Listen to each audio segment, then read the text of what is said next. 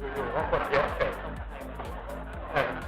ใช่อยู่ๆก็คนเยอะอยู่ๆก็คนเยอะจริงฝั่งลงมาจากโรงแรมแล้วก็แบบนี้พี่เต้แบบ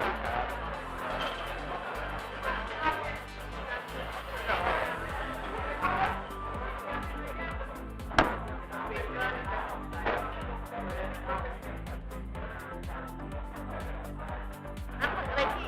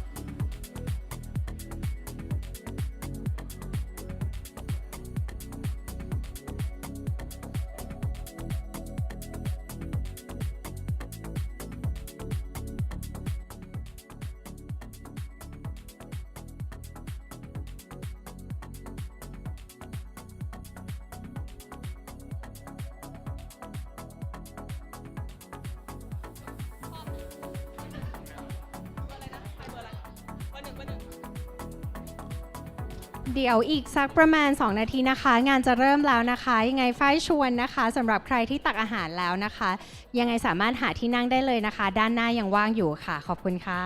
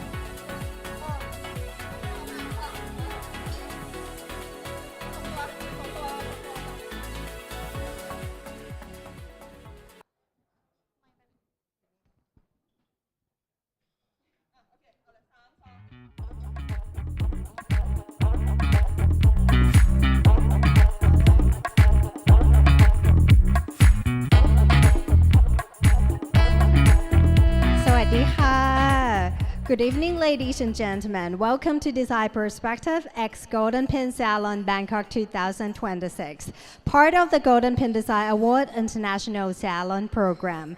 We are now in Bangkok Special Editions, Talks on Tap, Designing for Recognition, whose standards matter. Whereas today, conversation will explore how designers navigate between local contexts and global expectations, and how recognitions, awards, and visibility continue to shape contemporary design practice across cultures.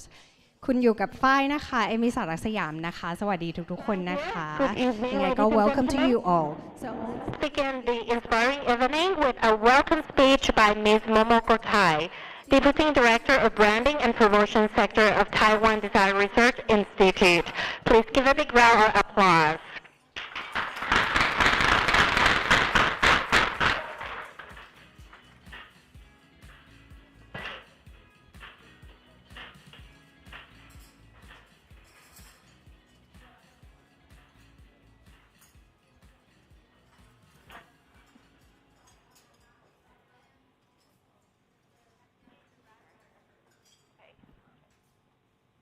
Hello again.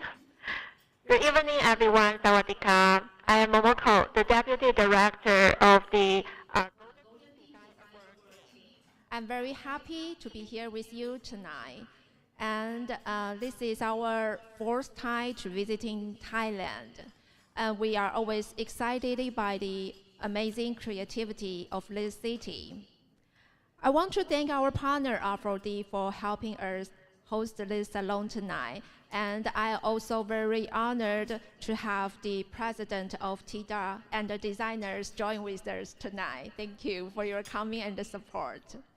And our theme of tonight is whose standards matter. We want to talk about how design awards help us find good design and share it with the world. Tonight we have two outstanding designers from Taiwan research. One is a talented architect and curator who is an expert in interior design. And the second speaker is a graphic designer who is a leader of the communication design. And also, we are very lucky to have 5 of Thailand's top design leaders join with us. They represent the best of Thai architecture, interior, branding, and eco-friendly design. Tonight is about building a bridge between Taiwan and Thailand. I hope you enjoy the stories and the design perspectives we share tonight. Let's have a wonderful evening together. Thank you.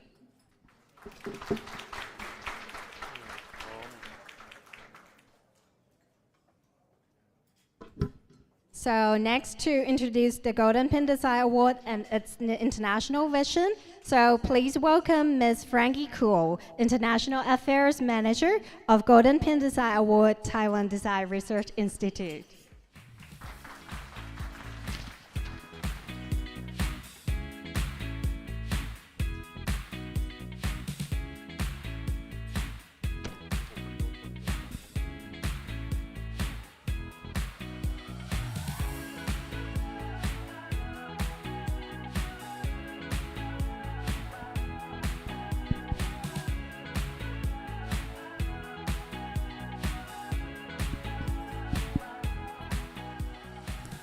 Good evening, everyone. Sawadee ka.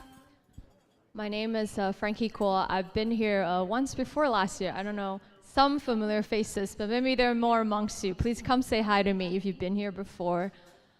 Before I begin, I want to quickly ask, who amongst you have already heard of Golden Pin Design Award?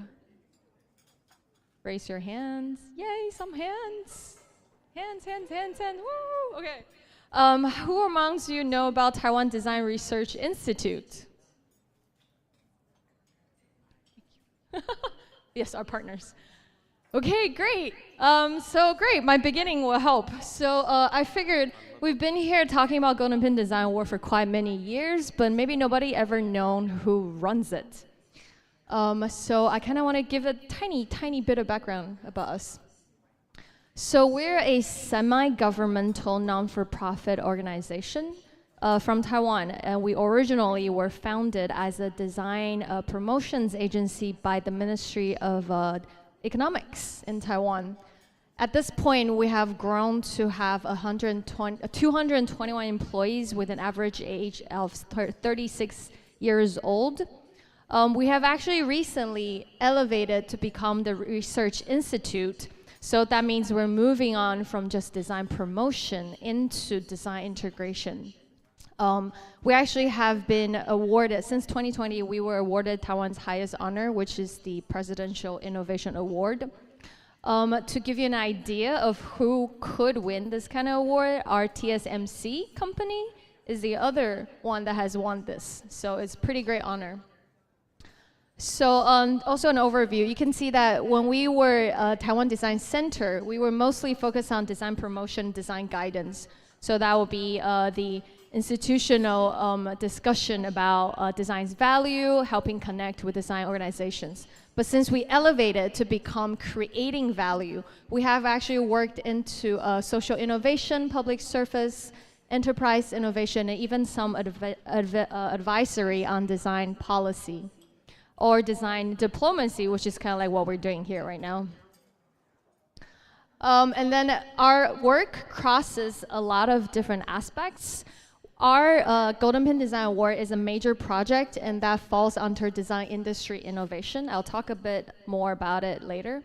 But we also do work in the public service sector, such as improving and re-standardizing a lot of our public transportation systems. So I've taken some of Bangkok really useful MRT metro system, and you understand that how quickly metro system gets messy and hectic. So we did a little cleanup in Taiwan, and we also do diplomacy. We've been involved in the London Design Biennial, and then we also do design research. I won't go into details about these today, but please feel free to go onto our website. It's really easy, just tdri.org.tw, and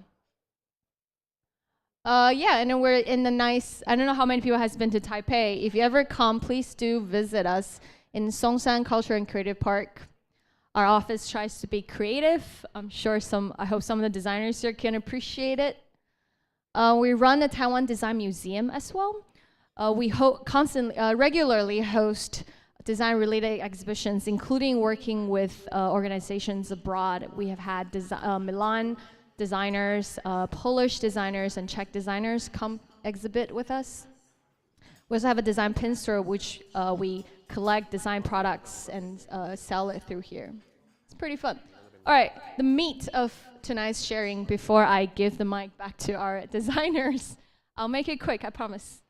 So the Golden Pin Design Award, like I said, we used to be an internal domestic award for design certificate, but since TDRI took it over to run it, we have made it international in 2014. And that's about the time when we started to be in contact with Thailand.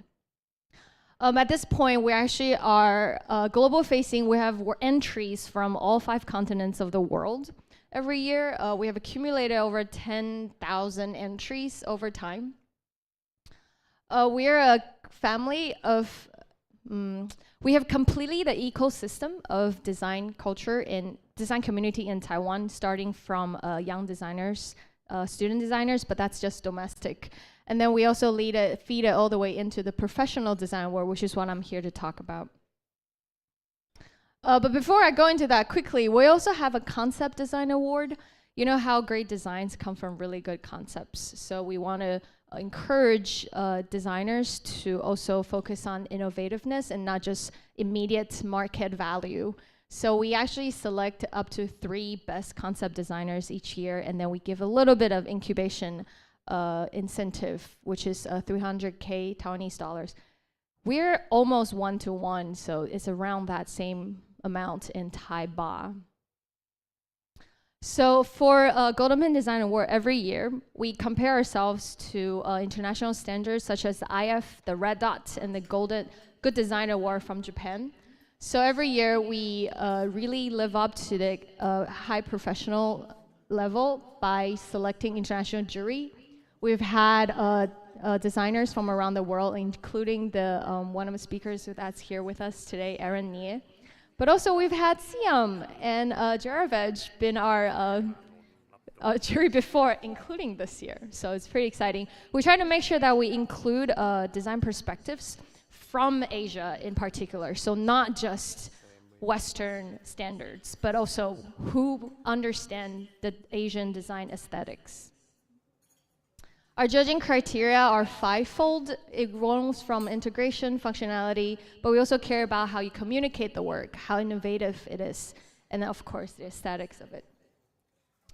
Our judging process is pretty extensive. It has 3 phases and not just online. Our preliminary phase is online, so you really need to focus on what you submit, but then afterwards, we ask you to send in samples to Taipei into a collective venue. And then finally, in the final selection, we fly our juries from around the world into Taipei to review it, so that they have a first-hand experience really looking at how your work is done. This year's awards entry has already begun. Our early bird will end on May 13th, which is coming up in a bit. But then the good news is that this year we changed our format. You can secure the early bird pricing, but then you can still submit your information all the way until June 15, which is the final deadline. And again, just to make sure we understand the qualification for this professional award, it's only work that has been executed or realized, commercialized, marketized. That's the ones that qualify. Really quickly, I promise, to talk about the categories. We kind of include everything. I'm sure from some of our VIP tables, people understand we have architects, interior design, product, communication, and we also have integration design category.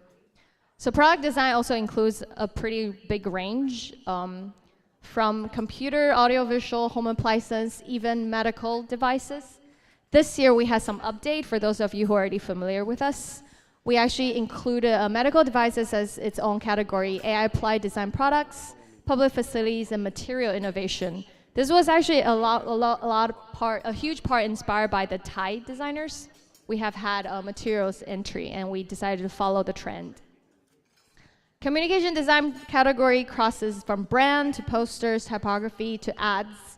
And this year we added visual system. We broke it apart from just branding into its own category. And then also we have UI UX design category. Spatial design, we crosses from residential to architects, public spaces, and even temporary structures, so such as you can see from the bottom right, which is a temporary installations for a campaign.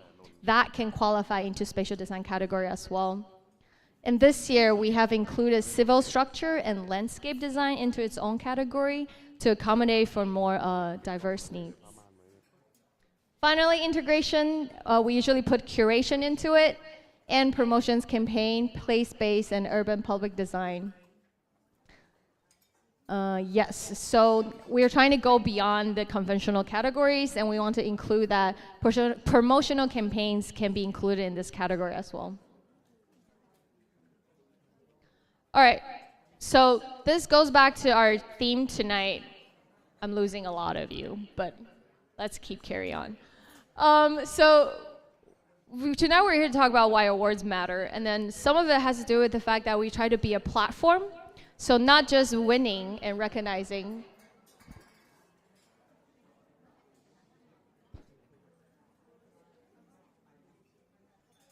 So not just about the winning and recognition, but we try to give more exposure to the designers.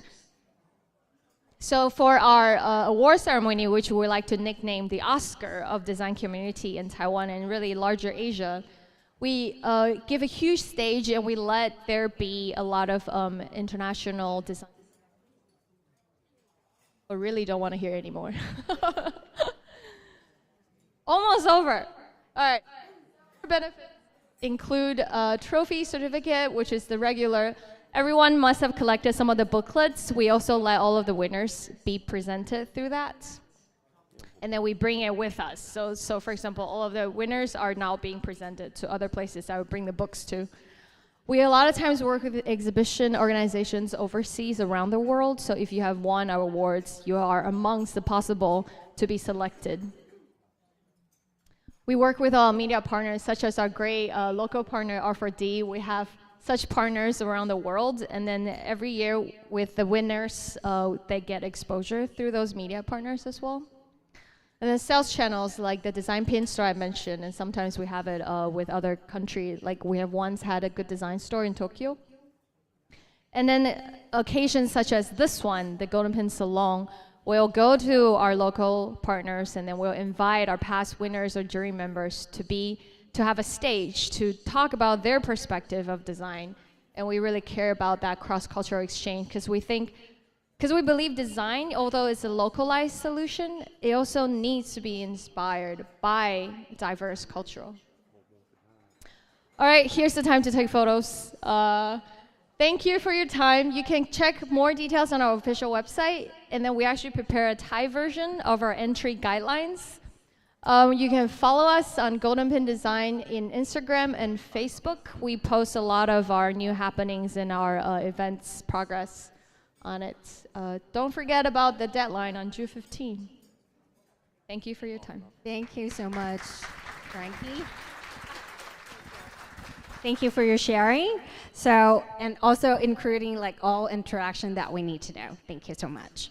So now we would like to have a group photo first with our speakers and all the audience members.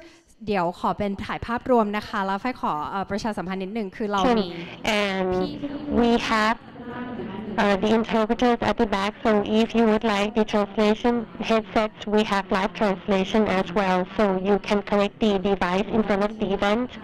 We will have a session both in Thai and English, depending on the speaker, so if you wish to have the translation, please get your device So I'm going to start the group photo. Like Ms. Ya-Hsin Tseng from Taiwan for a group photo, and Mr. Aaron Nieh from Taiwan on this stage. And then พี่เป้นะคะคุณจิรเวชโหสกุลค่ะพี่หิมค่ะคุณกิตธเนศขจรรัตนคุณหิมขจรรัตนเดชคุณบัวสาวินีบูรณะศิลปินคุณใจธีรชัยสุพัฒน์เมธีกุล and คุณสยามอัตริยะ and also again Ms. Momoko Tai from Taiwan Design Research Institute.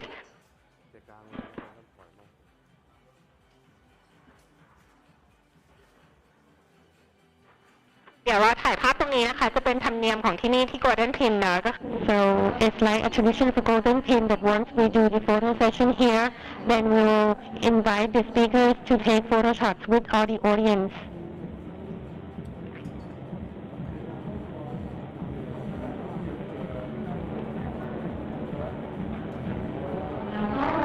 And we also have refreshments. So feel free to sit on the tables which we have provided for you. We still have available seatings in front. And then after this, we're going to have presentation. Speakers will present 15 minutes. แต่ละท่านจะเป็น 15 นาที And then after the presentation, there's Q&A session as well.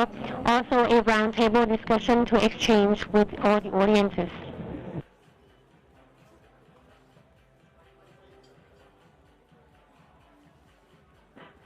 เดี๋ยวท่านแรกที่จะ present so the first presenter will be Ms. Ya-Hsin Tseng from Taiwan and next we're gonna have Aaron Nieh and then พี่เป้นะคะ from Idean Architects and then พี่หิมนะคะ from Taste Space and พี่ปัวนะคะ Things Matter.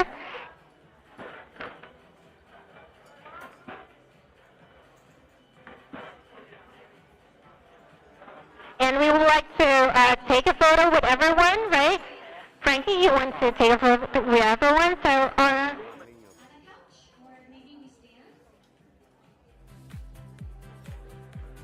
okay. ยังไงเดี๋ยวเชิญพี่ๆทุกคนมีถ่าย2ท่านนะคะ ขอด้านนี้ด้วยนะคะ ทุกคนตรงนี้เห็นนะคะ ขออนุญาต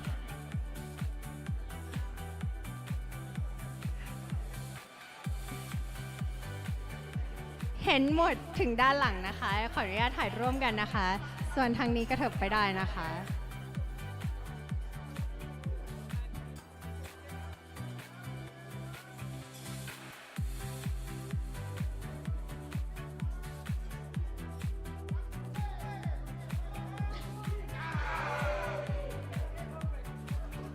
โอเค perfect ค่ะ ขอฝั่งนี้ด้วยได้ไหมคะ so can we move and take a photo with all the people right here too เดี๋ยวฝั่งนี้ไม่มีรูปนะคะ ยังไงดีคะ เก้าอี้ไหมคะ เอาเก้าอี้เรียงทางนี้ดีไหมคะ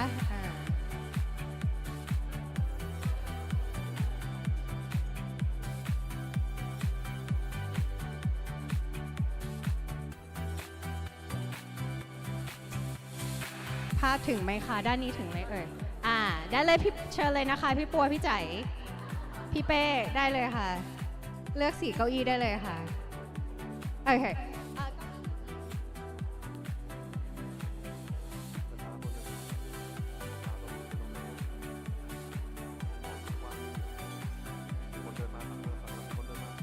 โอเคอยากถ่ายรูปกับทีมพี่ๆทีด้าด้วยนะคะเดี๋ยวขอถ่ายด้านนี้นะคะ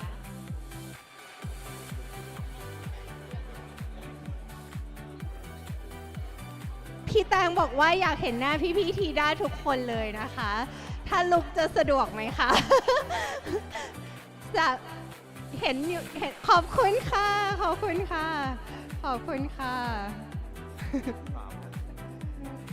เป็นคำสั่งพี่แตงค่ะขอบคุณค่ะ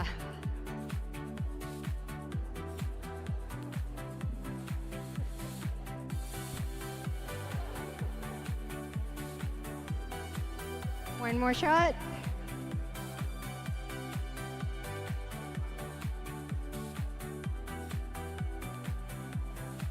พี่ตั้มถือแก้วไวน์โชว์นะคะ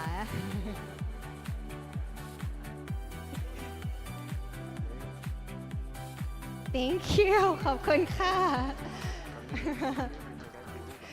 Thank you everyone. So we're gonna move to the main highlight for today's program with our first speakers. So each speaker will present for 15 minutes, sharing their unique perspective. So we will begin.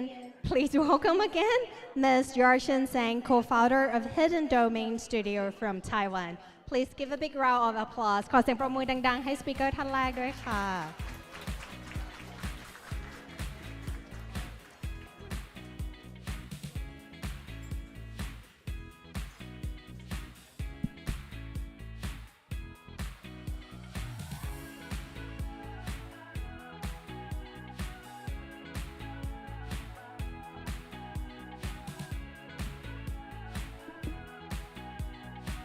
Hello everyone.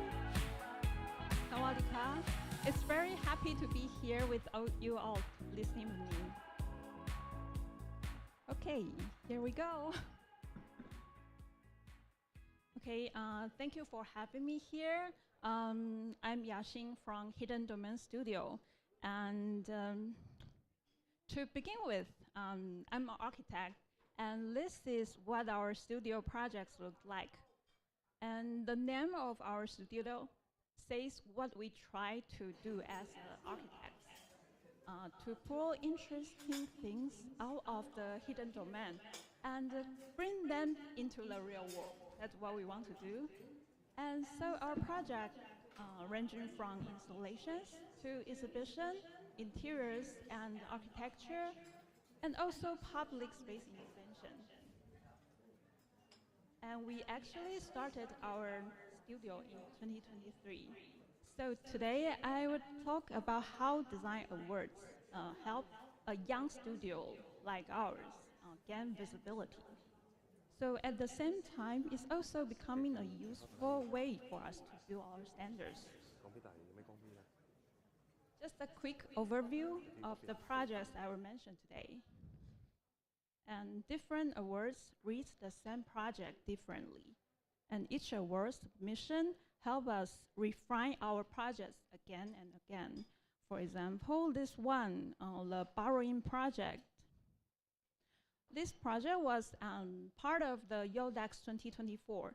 It's a big national design show we have every year in Taiwan. And it celebrates graduating students' final projects and connects them with the public.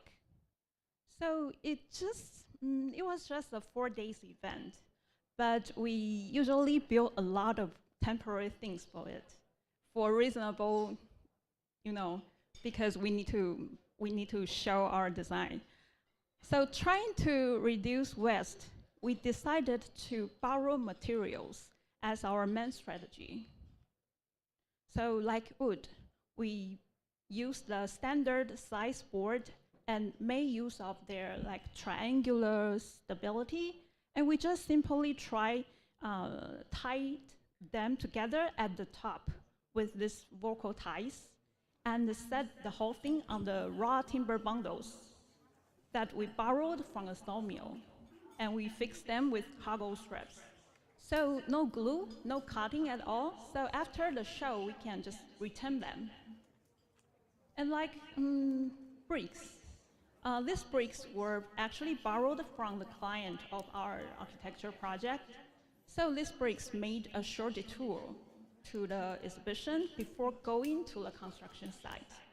And we used the delivered standard size as our units, and just stacking them into walls, tabletops, and seats to shape the general exhibition space. And we use the halls at the bottom, for the forklift to move things around. We inserting wooden beams as support for the display panels.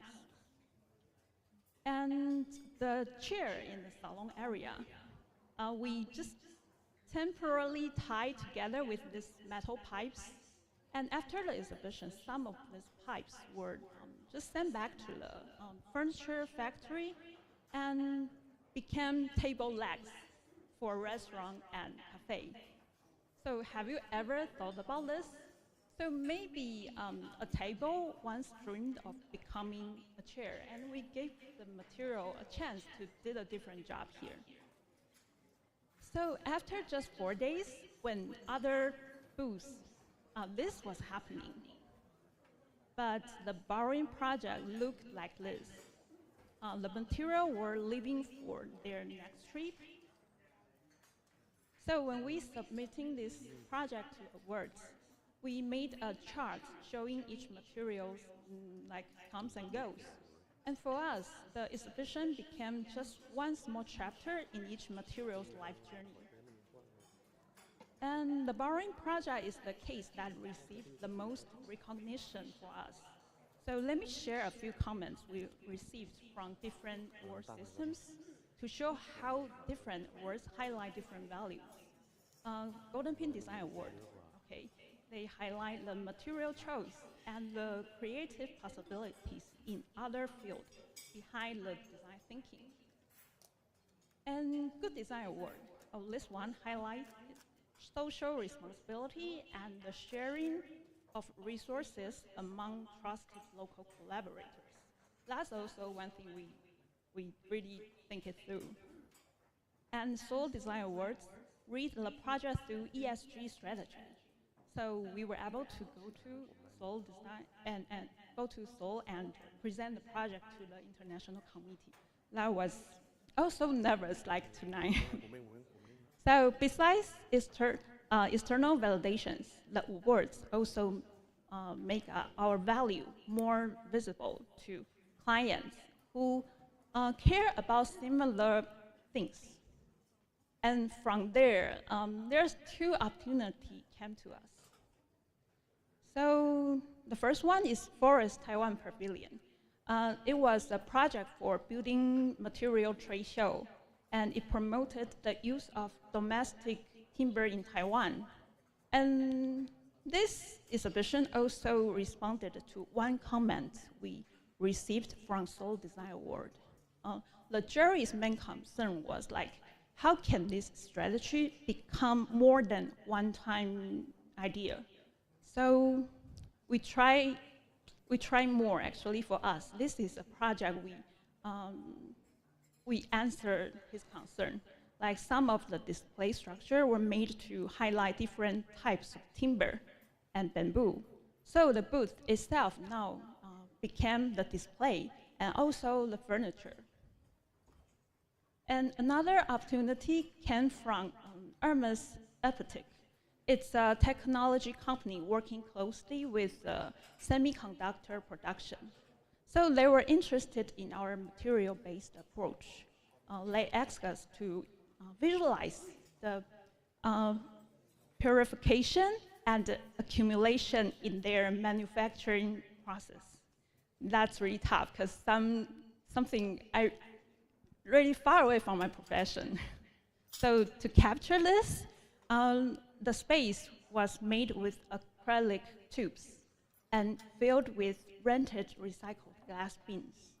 And we also borrow semi-processed material from their recycling partners, like the tech industry sludge being recycled and refined into silicon dioxide. So show it on our image. So technology was shown not only as a clean finish and really distant image, but also as an ongoing material process. And here is a no cut, no glue, no drilling board detail. So we use everyday wall hook as a temporary fixing parts like this. The board was simply clipped onto the rental aluminum frame. And so again, no board was damaged. And so far, change the behavior of materials become an important starting point for us. Okay, another project here, the storyline of Zhanghua City is another main case, but in a totally different scale. Zhanghua is a city full of history, especially in its alleyways like this. The brick wall was from the Japanese colonial period. And many elements were still there, but just fragmented. So for this project, we used the idea of lines to reconnect everything. And the idea was actually came from the area's history of fabric and textile business. So threads or lines as both concept and physical design element. We start to doodling on the ground, and these lines guide visitors through old landmarks and also lead them to the new pocket park we created. At some crossing like this, we add small local symbols. We hope the walking route become more like a small narrative, like unfolding step by step when you're traveling to this place. And in the park, the line rise from 2D into 3D and become benches, map, or signage and small urban installations. We also introduced small branded objects into the area, like street barrier for cars and traffic horns and flags. These were not big architecture moves, but they helped the area feel more connected. So this project received 2 awards, and submitting this project to awards also made us thinking about how the same project should be framed differently in Taiwan and also abroad. For the Golden Pin, the main focus was how the project connected architecture, the city, and local community, and culture, and also the local people engagement. But in Good Design Award, because some local context may not translate easily, so we focus more on the design methods, like how the ideas of lines become a tool, and how light the intervention was, but still work efficiently for the local community. Okay, and next one. Last one is finally a real architecture project. This is a family house project, but many people see the house and ask us, is this a renovation? No, actually, it's a new building. But the door, the windows, and all the timbers are old vintage items. Because our client has been collecting old vintage hinoki wood, especially windows and doors, for more than 15 years.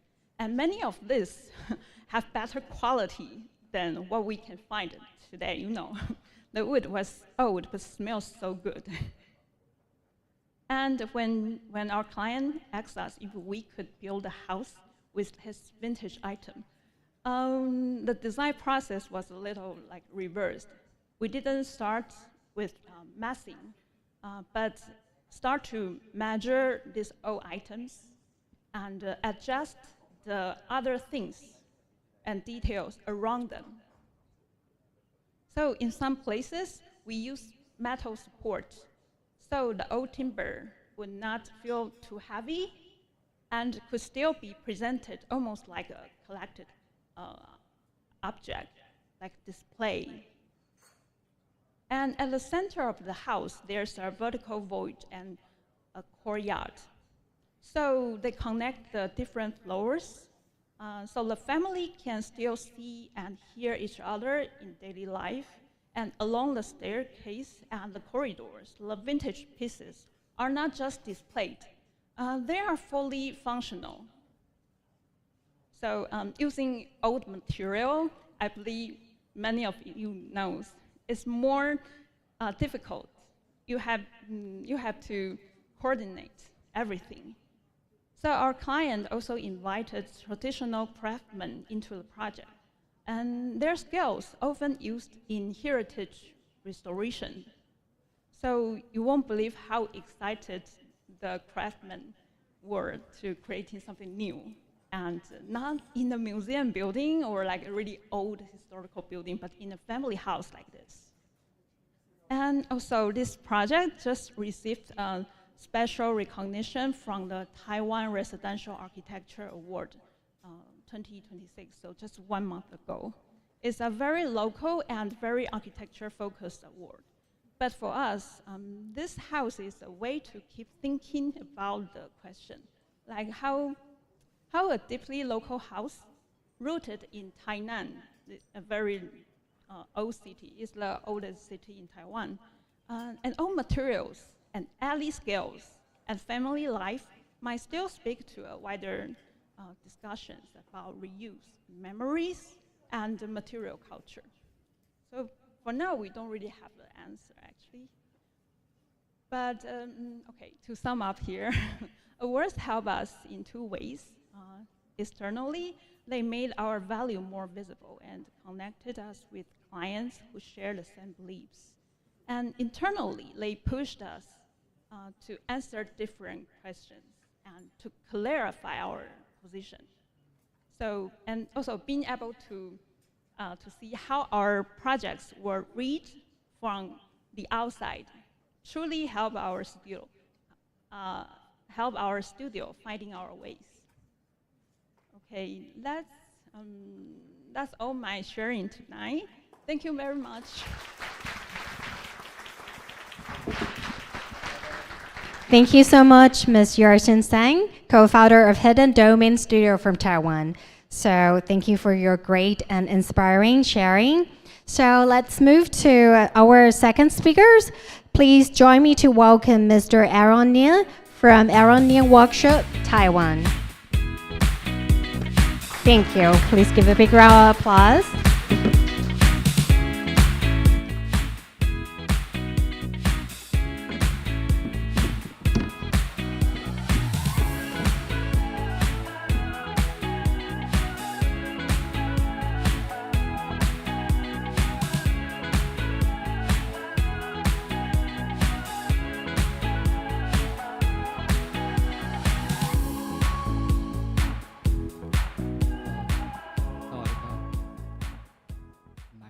Pronunciation.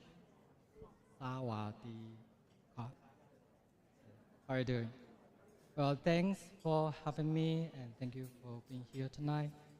Well, I'm Aaron from Aaron Nieh Workshop. I'm going to share our journey with Golden Pin Design Award and hopefully could give you a few insight into the competition. Well, so we're based in Taipei and Kaohsiung and the north and south of Taiwan. And we're a graphic design team, which means that we mainly focus on art direction, packaging, the visual identity, the motion graphic, and editorial design like book, album, magazine, typography, and brand identity, and so on. So also, which means, well, it's my partner, well, which means anything about visual communication, what we're doing. So in Golden Pin, we're in communication design category, and we've been lucky, we've won 23 design marks over the past decade, and including 5 best design for the year. So, but beyond the number, the truth is I'm an experienced designer, and we're a quite solid team, and we're just quite familiar with the competition, so we just got a feeling of it. And I've been also a judge for the Golden Pin, the radar, and good design. And so I've got personal insight to share, and I hope it will be helpful or just offer you new perspective. I'm sorry, due to time, I will keep it concise. Well, but before we start, I've been in your shoes before. I know the feeling, you know, to keep the standard high, it's not cheap. Oh, no, it's not. It's not cheap? Yeah, it's not cheap to enter the competition, so I've paid a lot. But what you feel is painful to pay for, but after then you will realize the level of the competition is quite high, so you got to pick up your best work to save money. Okay. If you meet a standard, and it's a big deal, and it means your work is officially top tier, but before this you got just be strategical with your budget. Otherwise, your wallet will be like bleeding. Okay. And so now I'm going to give you a very quick look at our winning work. I've got 5 to show you, so it's going to be very brief, very brief. And in 2021, we designed a key visual for the expo that collects all the graduation shows in Taiwan. And we set up a visual system for both the print and the social media, and we use the terms, means, jargons that really speak to Taiwan design students for the official campaign. And we also collaborated with 140 design departments in the expo. So we asked them for a keyword, then we made custom posters and motion graphics for each and every one of them as a surprise. And we applied the typography and the patterns to everything, and including the prints, the promo kits, and all online, offline platform, and here are the tickets, and the badges, and the invitation and guide poster you've just seen. And luckily, we just honored to win the best of the year with this project we truly love. But in the same year, we're lucky enough to get another one. It's totally not form of design, and it's an album called Metropolis, and that's we designed for a Taiwanese pop singer. The scale is much smaller than the former one, and we put face on the cover, and it looks like it's smiling or crying, depends on how you see it. And we use the heavy graphics to create the strong contrast of outside in. As well as we just added a few good texture with special print details. So this is a project that really shows our passion for the details. That's Metropolis, a lovely project and a client who really trusted us. Well, so since we're short on time, I'll be flying through this part. So focus on other project more. Yeah, so another win, the book we just designed for an architecture firm. Very subtle, both the details. The relationship between the imagery and text. The tension between the image and space. The composition in high contrast as well. And are you seeing, you see the binding threads in the middle? Yeah, the pattern is not regular, so it's quite hard for the binding. So this is the look from the spine. Yeah, so it goes super high-end binding. Okay, here we are. So let's move on to the last year. So since 2020, we've been working with Sana Japan on the brand identity for their project in Taichung of Middle Taiwan. And it's a huge site that brings together museum and library, and we called it Taichung Green Museumary. And we used only 2 vertical lines to define the space for the term museumary. And there's also a gap where people can bring their own perspective, imagination to feel it, just like emotion you are just seeing on the screen.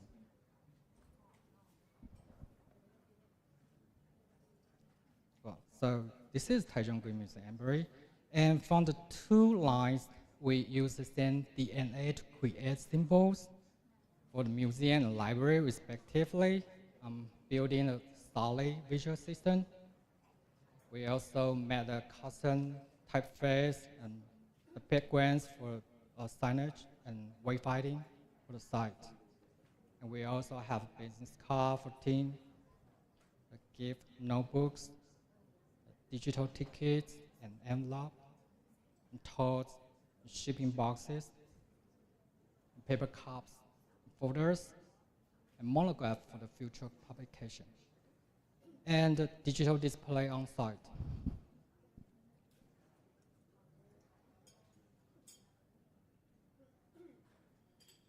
It takes around 1 minute. And this is the library.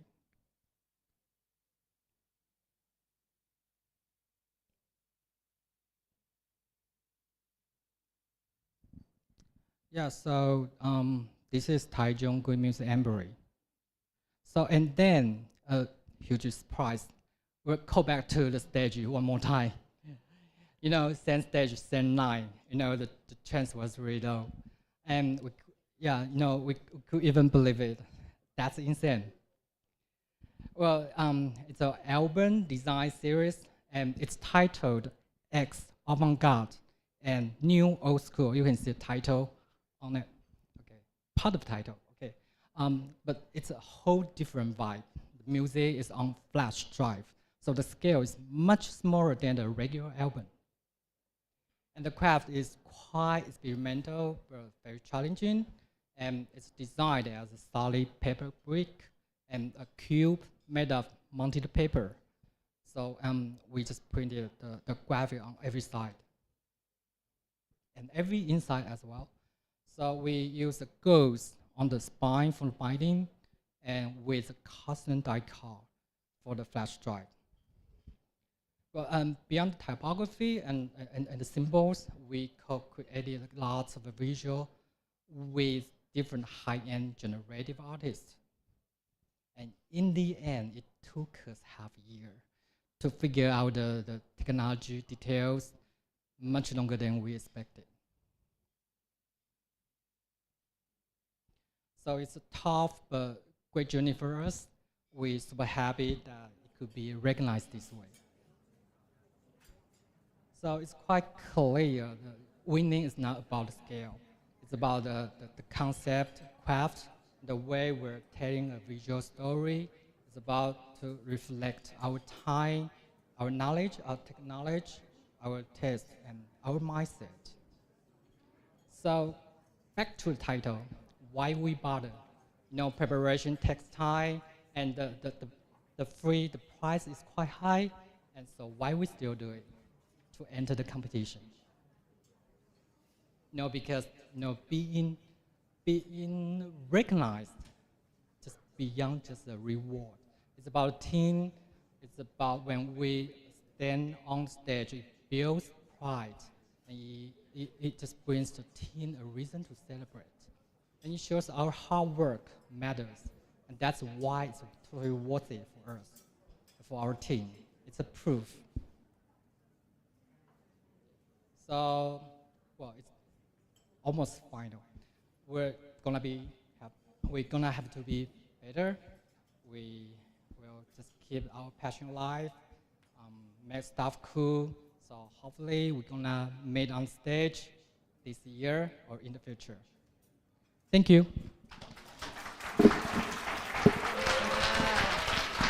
Thank you so much for such an interesting and diverse work to show us. Waiting to talk to you again for the Q&A session. ระหว่างนี้ก็มีอาหารและเครื่องดื่มนะคะสามารถ enjoy ได้นะคะแต่อาจจะฝากระวังเสียงแก้วกระทบกันสักเล็กน้อยนะคะให้เบาๆนิดนึงนะคะเดี๋ยวเรามาเซสชั่นต่อไปนะคะฝ้ายขออนุญาตขอเชิญแล้วกัน Next นะคะ session, I would like ขอเสียง to invite and can we have a round of applause to คุณเต้ธีรเวชหงสกุลสถาปนิกผู้ก่อตั้งบริษัท Idin Architect.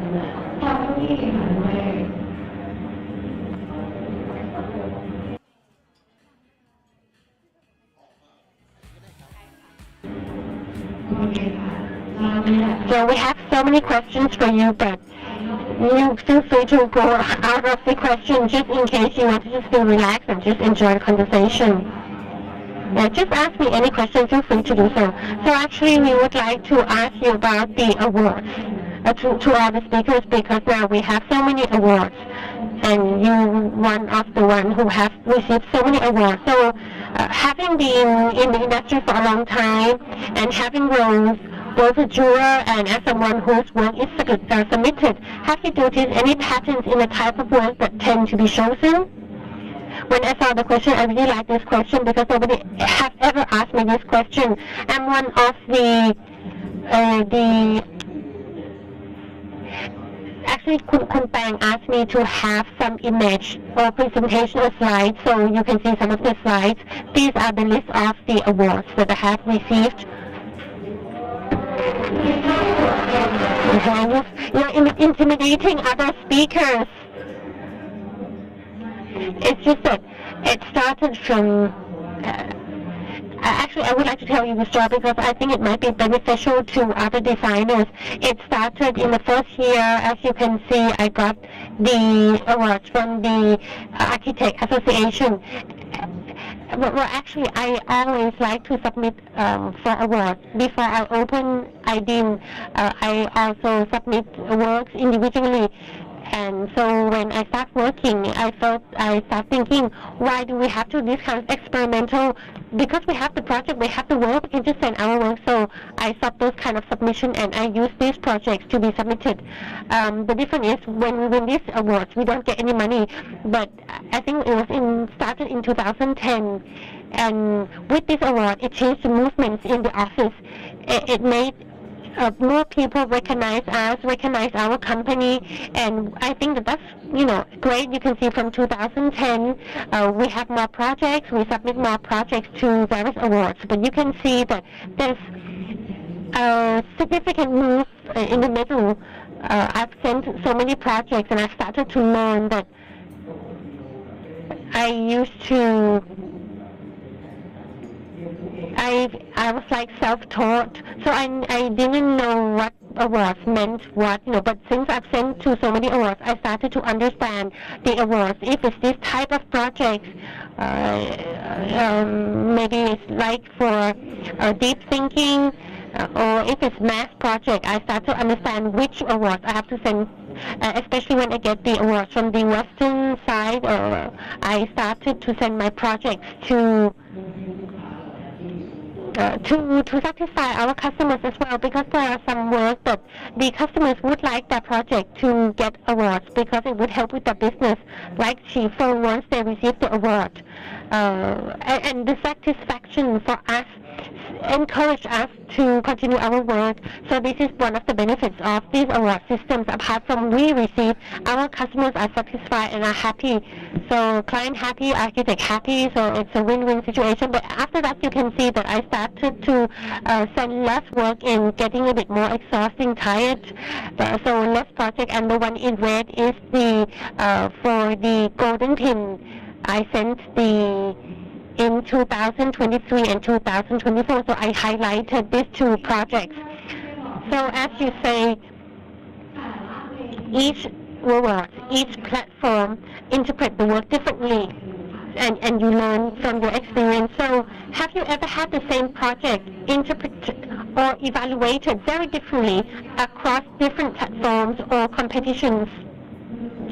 I once believed that architecture has to be able to tell the story through itself without any explanation.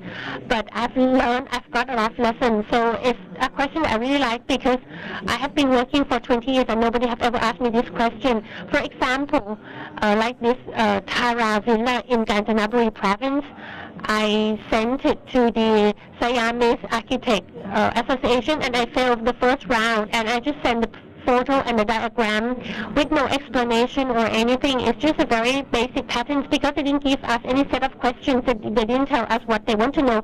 So I just sent the picture and it failed. But for this project, Tara Villa, when I sent it to Takasia, in Acacia, I got the gold medal because they sent us the questions. They told us what they want. There were 5 topics, and personally, I like to listen to music. I know which songs are good. I know which song is good or not, but my compose skill is different, right? So I just like to listen. If anyone has both skills, then that's perfect. But for me, I think that this is a good project and why nobody recognized. So when I submit to another platform, I just explain according to the question that they asked, and I just put in my ideas and concepts. And it changed the narratives of that project. And from failing, I got the gold medal. So is it like the perspective or different culture, would that matter?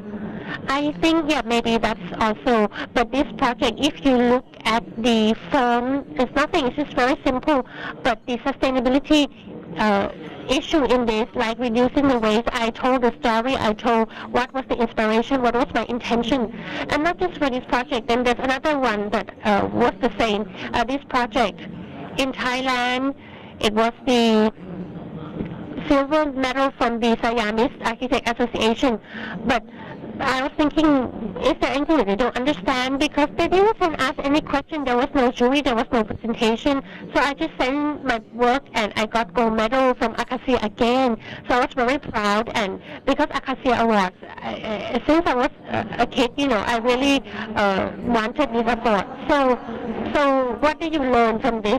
I think that sometimes some of the projects we need to explain because like one glass, one football, there are so many perspectives, so many sides, and the jurors have their own experience, and everyone, normally they judge everything based on their experience or the information they have, right? So how we are going to get the juries to have the information as equivalent to us, or maybe we should tell them the perspective that they overlooked. So if there are questions, then we can really explain, but don't be too serious whether we get the prize or not. I'm not serious because I'm too part. Sometimes I'm the juror, sometimes I'm the competitor. So sometimes I realize the reason behind it, and I feel that I shouldn't get too stressed. Sometimes when we submit our project, it just let it to the judge to decide. It's the jury, the committee to decide whether what they see in our project. So just don't be serious. Get it, that's great. Don't get it, that's fine. So which means that in your career, you believe that you need to tell the story, because some project might look so simple. It might have come through so many thoughts and process. Yes, sometimes I talk too little. When I was a student, I only write 2 or 3 lines. Like when there's questionnaires, if they give me 1 page, I just use 2 or 3 lines, just a summary. That's it. No need to explain. I cannot just write the whole page, 1 to 2 hours. But now when it's my work, I also like to just make it as a diagram, a simple diagram, but sometimes it cannot fully communicate the ideas or the concepts. So I've learned that sometimes we need to improve the communication through these 2 projects. So so it's not just focusing on the award, but as you have told us that you've received the various awards from the first slide. So can you share with the young designers or the architects that who's working? Sometimes, where should we focus in our work? We're not focusing on getting the award, but how can we prove that it's a good project? I think it has to be sharp. It has to be sharp enough. It has to have a very clear design, and it has to be able to. Sometimes we see one project and we see the results and we think that it's a good project. It looks nice, but when we read the concept, we feel that it's very. It doesn't actually answer that inspiration. So the questions and the design intention, and once it's implemented, does it answer those intentions? So that communication, it has to go in line until the end, to ensure that that message from the first intention is passed through from the project to the client or to the audience. This I'm talking about in terms of practice, but in terms of the project nowadays, there has to be the issue of the current situation, and the project has to be simple. It has to be simple. It cannot be too ambitious or,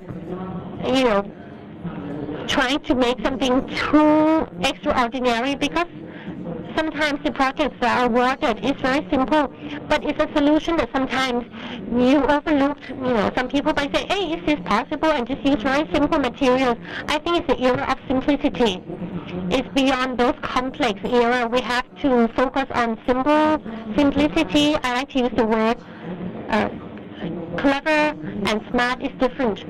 Some people have skills to implement work, but being smart means that you have to be able to simplify work, not making it too complex. Okay, and the last question for many of you who's interested in practicing, and Kun Tae already said that during the first phase, he sent a lot of projects to awards. So what does it mean to you? What does it mean to you when you send your work in for each competitions? What will be the benefits from this award system, right? So this work, this project, it was awarded, and it was a turning point for me. It changed my life because this Phuket Gateway, I just opened my office and I had done this project, Phuket Gateway, and the association was also excited because at that time only very senior architect get this award, but I was very young, so it's really encouraged us, and joyful also changed me and my clients because the award received for this project was various awards, and for this one, Nana Coffee Roaster Bang Na, we got the golden pin, got Tida as well. Thank you very much. It's the first project that we got from Tida as well, and also from ASA. So I think our career, our job is quite tiring. So all these awards is like encourage us, and it shows that people appreciate our work and the clients happy as well. They feel proud with their work as well, and especially as an architect, you have to make the client love their own work. If they like their building, it's like we're passing on our baby for them to nurture. So I think it makes me happy, and this one I got the Golden Pin Award as well as other awards as well. It changed the way of my clients, from clients who never interested in designing. Now they're so interested in designing. They go to museum. They turn to like design work from just this client, right? Yes, this client from not interested in the design. Now he's really interested in design, and he shared his ideas with me. Because when I designed this, they didn't really understand what am I doing. One last question, because sometimes the client, some group of clients, they don't know anything about the awards. Yeah, that's true. And for the previous project, we got the restaurant of Southeast Asia, and we didn't submit it to, but they were scouting and we were awarded, and the client was so happy and satisfied. And when the client is happy, architect is happy as well. And then the client feels that they would like to move forward, they invest more, they have more trust in us, trust in our work and design. They believe that it has some energy to really help push forward their business. Oh, that's the end of the answers. Okay, so we'll break here first, but we have the Q&A as well. Can we have a round of applause to Kun Tae? Thank you very much to Kun Tae. And we have a round of applause to Kun Him Kipchanet Khazon Ratanadesh from Taste Space. Okay, Shanti. Good evening, everyone. Hello. All right.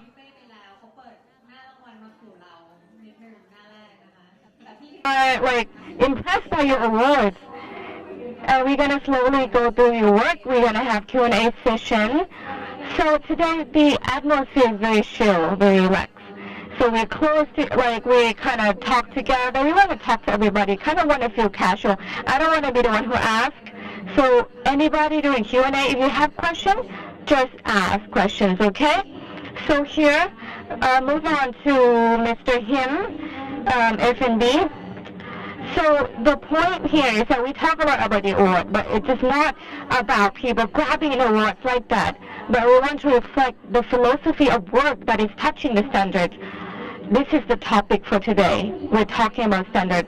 What do you think about this? What is the standard for F&B? Is it really intense?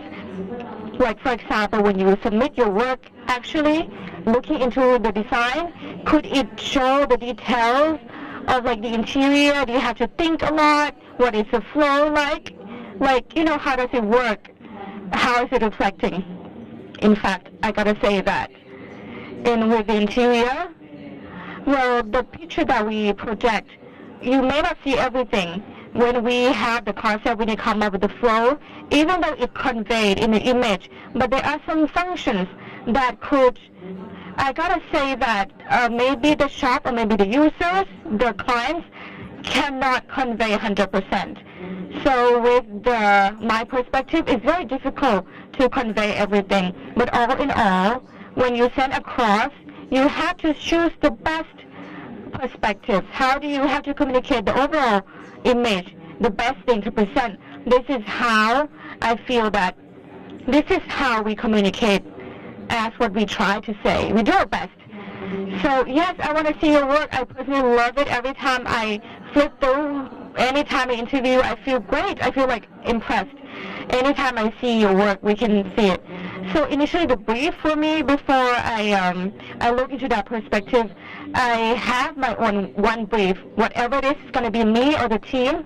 I wish them well to sell well, to make sales. We don't live with them, after that we don't sell with them, we do the marketing with them. But what would remain with them longer? It's just similar to Mr. Bay mentioned, it's like giving them your child, your children. But what you have to meet the standard is that how you would make your children, your child survive.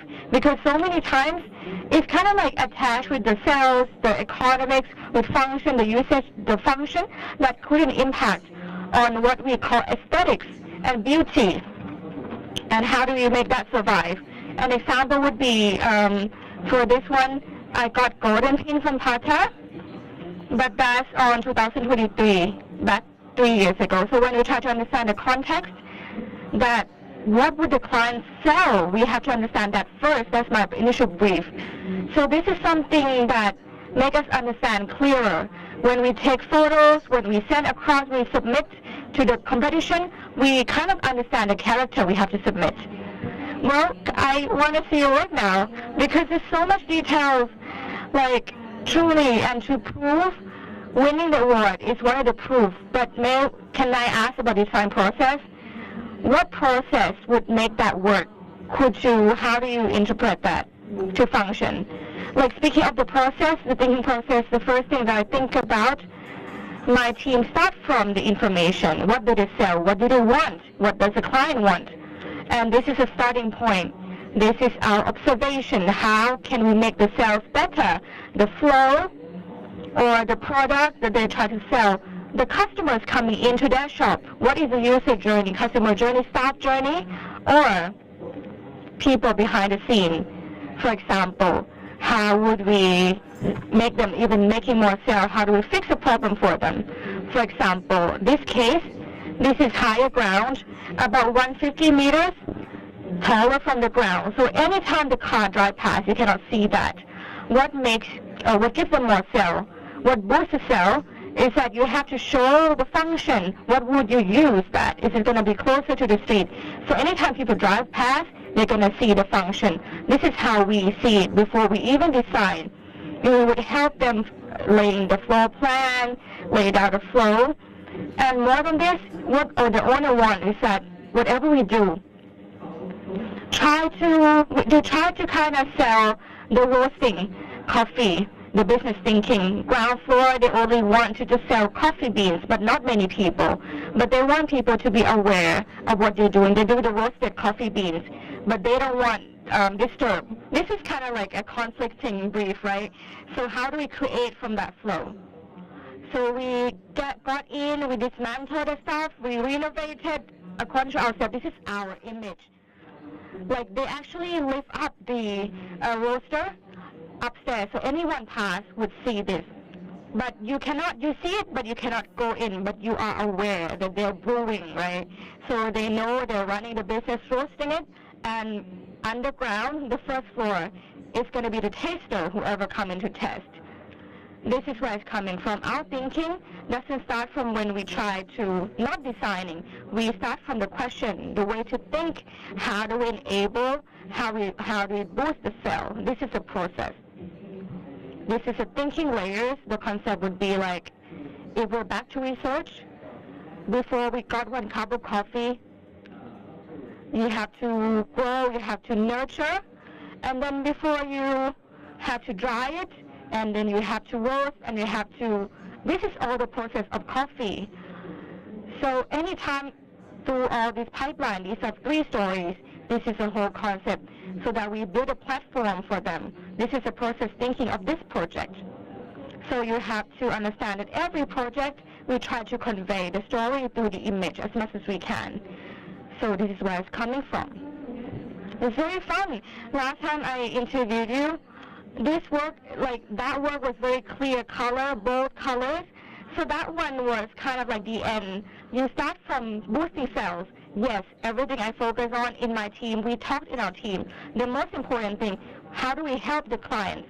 Sometimes we are the designers. I have to share in my perspective. I think that if you're a designer, sometimes on the left, your left leg is in that shop. If that shop closed down, your leg is going to be kind of like hurt, you know. So at least you make them last longer. You boost the sale. They have to survive the economy, right? So they have to live with it for longer. That's how we want to focus on. So something like that, you can communicate without telling in words, right? No, you cannot. Well, you have to tell the story. You have to communicate. In fact, like in the past, I used to think when I was young that you have to tell your story in visual. But at the end, you can't tell 100%. But how do people know what we think in these processes? What do we think? What are these processes like coming from? How is it completing?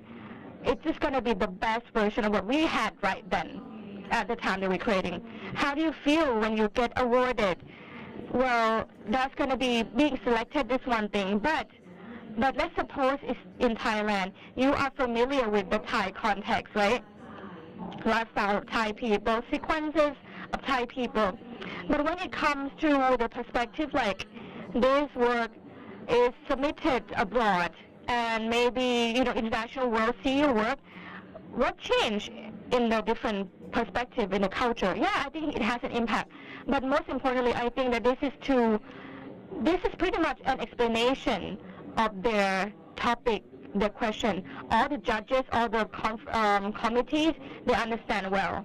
It's got to answer to the brief. That's the thing. One thing they have to select, whether that project is suitable for that award or not. This one is not sustainable. It's difficult to enter a sustainable award. But if you talk about function, yes, it can answer in terms of function. Do you have any other case studies that we want to show us? Yes, actually. That's going to be in other question, I think. Yes, I think like I want to talk about the point of view where it may be invisible, but you have the F&B detail that you might want to share. So just as we say that the different contexts show different process of thinking or a different output, these that comes out differently. Yes, exactly. So when you talk about the hidden flow, invisible function, or in the process thinking, let's say this one. This is sim or shim. This is a cocktail bar. We can say this, right? This is a cocktail bar. So with the brief, we're giving the brief like same as before. If you start out with the question, client said wanted to be iconic, but this type of iconic, I don't think it's enough. Most importantly, we think that how do we boost the sale? So we interpret that sim or shim. This is different languages. One language in their own language. This is to try to test is an ethnic language. So when you XIM, you can reverse mix and zim and shim. Mix is bar, right? So we hide everything in the design. You have to understand the flow, the function, the usage. For example, you can remove the refrigerator, can we relocate what and what. So the question would ask them like, hey, can we use the same function? Is it a good movement? Do we get the good picture? At the end, we get the iconic bar, good picture. This is the bar, the X bar, reflecting with the name. So when people shake, they make two, it looks like they do the mirror scene, right? Two of them making together. This is the same thing when if they say they want the bar that is half experimental, a little bit like a laboratory. So this is pretty much we hide the laboratory tubes, and you see the lab behind bars. So you see people hiding underground. This is the bar that we try to go deep as much as we can. So these details, for example, the small detail, we're going to change the closet so that if we change the closet door so that you can actually use two of them two bartender can use these at the same time, simultaneously. So this is what we call sim or mix. The X, this is a hidden X. So when in the DJ booth, you just call it mix. So when people see it, this is like, maybe people don't know the details yet, but you can imagine. This is the artwork we can also interpret from what you see. Yes, the function is hidden. So it's not like what you see from the picture, whatever we see, but it doesn't reveal everything until you see the image. They're not going to see the problem until they see the real thing. Yes, okay. Any other work you want to share? Wow, okay, this is going to be here in Nusara. Wow. So I want to hear this one more time because I've seen this work once long time ago. So another thing, the context of our country, for example, eatery, this is a character in food culture. Putting it in the global culture, how does it interpret? Well, when you talk about the global interpretation, the way we try to do is that we don't just want Thai. I'm proud to be Thai, of course, but I don't want to project the Thai culture just to sell something. We want to build a new form, the new context. So we try to interpret it in a new way. Let's say we try to present local to global. This one is a beautiful site, most interesting case. This is the view that we got to see. So we think this is so special, very special, because it's a Wat Pachetupon temple. What we study every 5 o'clock, they turn on the light from the inside. We don't have to do anything. We get to see the special view. What we see is that we're going to build a scenario around it and kind of elevate that, make the booth itself for Nusara. We have to build sequences, talk to the chef, talk to the functionality, what kind of thing do they want, the floor they want. And this is a 2 shop houses. So this is during the construction, the contractor asked for the break and he waits and he just wants to see the view. This is the artwork that's so local by nature. We don't have to advertise it. Everybody come here to see the work. And then the question is, how do we go back to the local area? We merge the local area to those who are new, the tourists. This is the idea. But the building, initially, it was a hostel and we can't touch it. What we can do is that we kind of open the window, we cut out the facade, so people can chill and eat dinner. This is something that's local plus global, so simple. Communicating through the food, through atmosphere. And again, this one, we have the open bar. This is the bar that we got inspired by Taiwanese. Sometimes the pattern, sometimes what we see, sewing machine, stuff like that, we add that into lighting in the bar. This one, according to the brief with the character, this shop Nusara, this is the grandmother of Chef Ton, the owner of the restaurant, and she was a dressmaker. So we used the fabric to play the layer. This is a fabric library. At the moment, this is what's happening. The bar has been spotted by so many, we got more exposure. They win the award for food, they win the award for interior design. I got to share that for the award that this one win. It's been in so many awards. One of the awards is from Prix Rexai. We got one of the shop that has been awarded. We got so much exposure from here. So one thing that we find, we love it from local to global. One thing that we add on top of that is that it adds more value.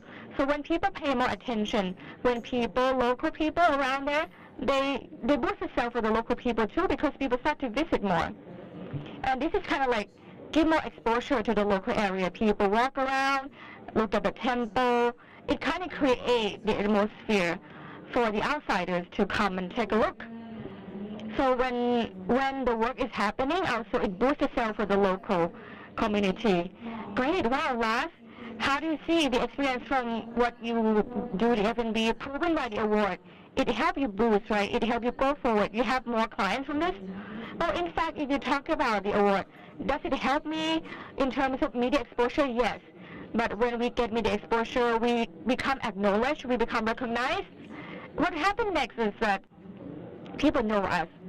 and we have more opportunities to share, to distribute, to give talk, to share to people. So that is when new things emerges too. So we have more awareness. But do I have more clients? Yes.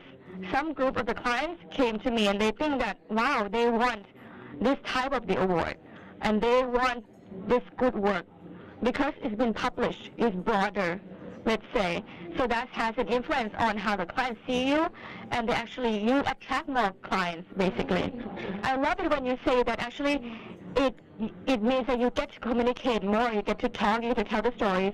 The hidden invisible is that you think a lot, you have a lot of ideas, but people don't see the process. You get to share your process. Yes, well, some things like this is another case where in the part where communication-wise, I don't have to talk much, but people are interested. They want to know about the material. This is in New York. We use the Thai materials. The brief is that showing Thainess without showing Thainess. So we go to New York. We get inspiration from ceramics pots. We work with the people, the local material. We work with one local lecturer, and we do the structure of the counter bar. And we want the ramp earth. Everything we ship from Thailand, using the idea, whatever we have, we can find back there. We kind of pick whatever we like. And this is a randomness and a Thainess altogether. This is a case study. It's quite fun because the whole shop, 90% is Thai from Thailand, Thai materials. And we didn't have to show like it's got to be Thai brand and super Thai. But we use creativity in terms of usage, appliance, right? This is a fun case study because we try to play around. What's most fun is at the toilet. We are inspired by the huts, a rundown hut. You know, with leaking rain, we use the towel from Thailand and ship. We use the ruining wreckage of, people love to take photos in the toilet. For example, they do nails and they take photos in the toilet, they play around with the toilet. We are just inspired by the old rundown toilet, basically. And some people use the 360 camera and take photos of themselves. They just want to do it just for fun, you know. But I was glad people play around with it. They love it, right? So I see, well, they see different perspective, right? Because maybe you see different things from the real people, the users, but some users played around different things. I think people have their own perspective now, that everybody has different viewpoint. So I feel fun. At the end, I figure out that they actually pin the nails. Like, you know, this girl just take photo. She does her nail in the toilet just for fun, just to take photo to match the towels. This is a good fun point. Great, thank you so much, Mr. Him. Thank you. Yeah. Wow, Mark.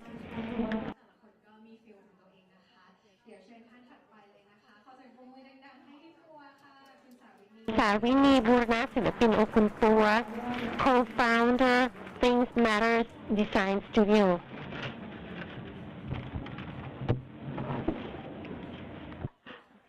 We will see a different work from Kun Po, which is quite exciting as well. I would like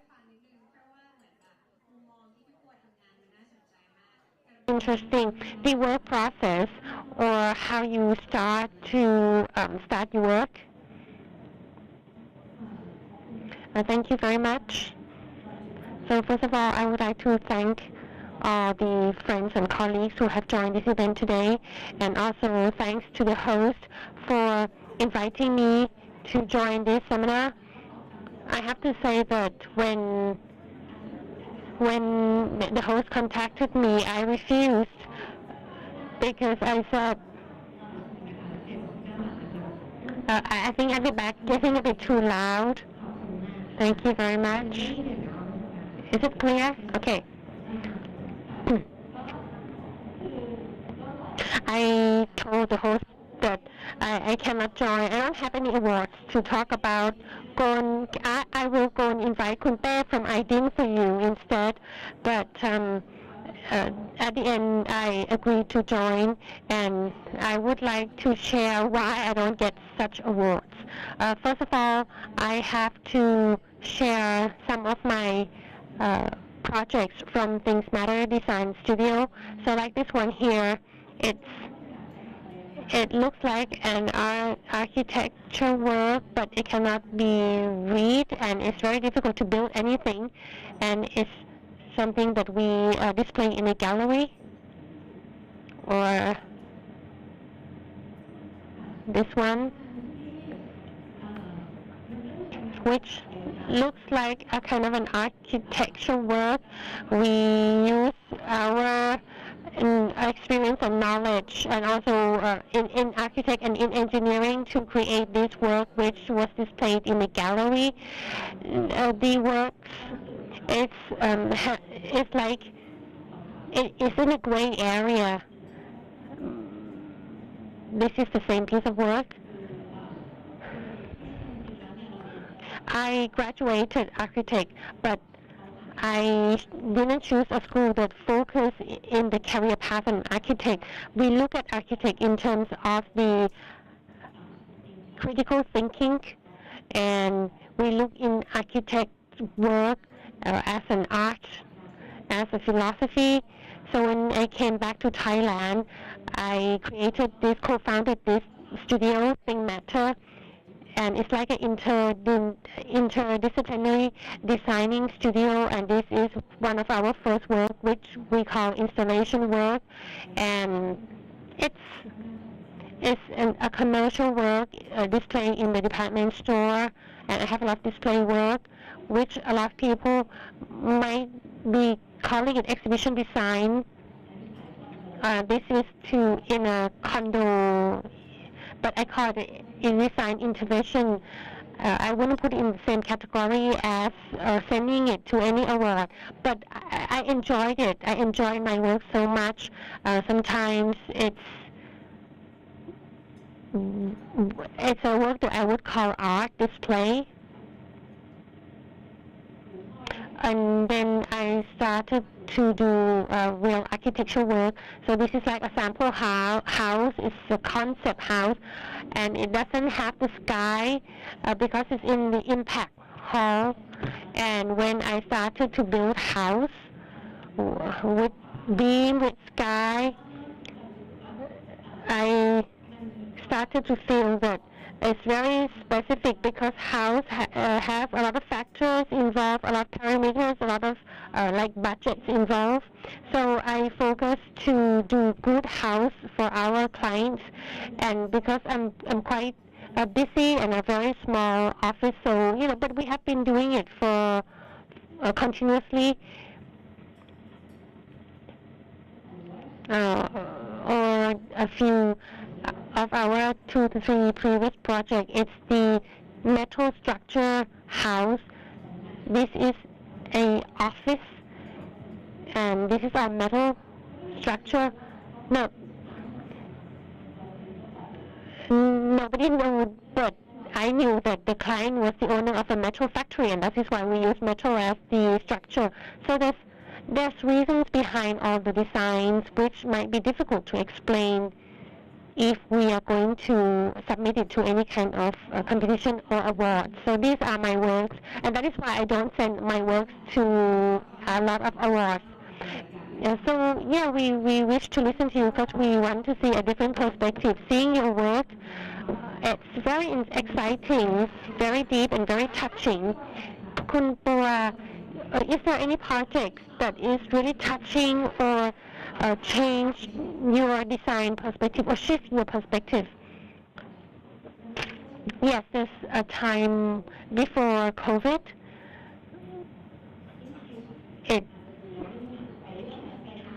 It really shifted from works that would be submitted to the awards. When I worked for quite some time and I was so busy all the time, then I started to pause and think whether I'm happy with what I'm doing and whether is there anything else that I want to do or want to talk about. So at that time I started to look back at a lot of the work that I admire, and most of them are artworks. And the main agenda from those artworks might not be in terms of financially or profits, but it has different values like art and cultural values. So I start thinking that I would like to shift my work from commercial work. I always have clients. I would like to shift to and focus to this kind of artwork. And it turned out that actually there are quite a lot of award system for this kind of work as well. And that's one of the awards that was called Asian Cultural Conference Award, or ACC Rockefeller America, which is an award for art and culture, very similar to like culture ambassador exchanging the culture between Thai and America. And I studied that award, and I thought that award was very, it has been established for 16 years, and there are so many artists who received the award, like Ya-Hsin Tseng. I can't think of the names now. For the Thai artists would be Kun Cherry Apichatpong, Kun Pichet Ganchun, and curator like Kun Gutiya Kaviwong, or even Professor Apinan, Kun Pinavi, such a long list of Thai artists who received this award. And I thought that, yeah, maybe this is the right award for me, and I received the award as well. I won the award, and I used that fund or what I got from the award to go to America, using that money for my traveling to go and have a look at the work. And it was right in the central of America in the desert. This is the Google Earth picture to show you the scale. This is like from the satellite, so you can see the slit that Michael Heisel made this cliff. And it was very difficult to travel. I had to drive 2 to 3 hours in the desert, and it's a work that I felt that was very powerful, and it made me think that the work is really powerful, and these works are very old, but it still has influence on people, and it's like they turn back to the gallery or the museum system. Like if you want to buy to display in the museum, it's not possible. So it's like recharging myself, and when I came back to Thailand after that, like this work is that I showed you before, this is one of the work that was a result from me visiting America. And for me, I think it's a story. It's architect, but sometimes when we work commercially, we cannot put some aspect into the work that we produce for our clients, like the artistic of the process, like before they complete the structure. There's beauty in that as well, but you cannot display it in a complete finished project. And this is the work that I sent to the Taiwanese Architect Association. In my agenda, I wanted to do something that could be displayed outside, structural work that could be displayed outside, and it was displayed at the Bangkok Art and Culture Center. And Kun Jiep discussed with the association to be displayed at Jim Thompson Farm later. And I felt very happy that it was displayed where it should be, it deserved to be there, and that's his last home, which I was really happy. So after we see your work, I can feel there's so many feelings, and thanks so much for coming. I believe it probably would inspire a lot of people sitting here. We have to do work that fulfill ourselves as well. Do you have anything to share or some key takeaways?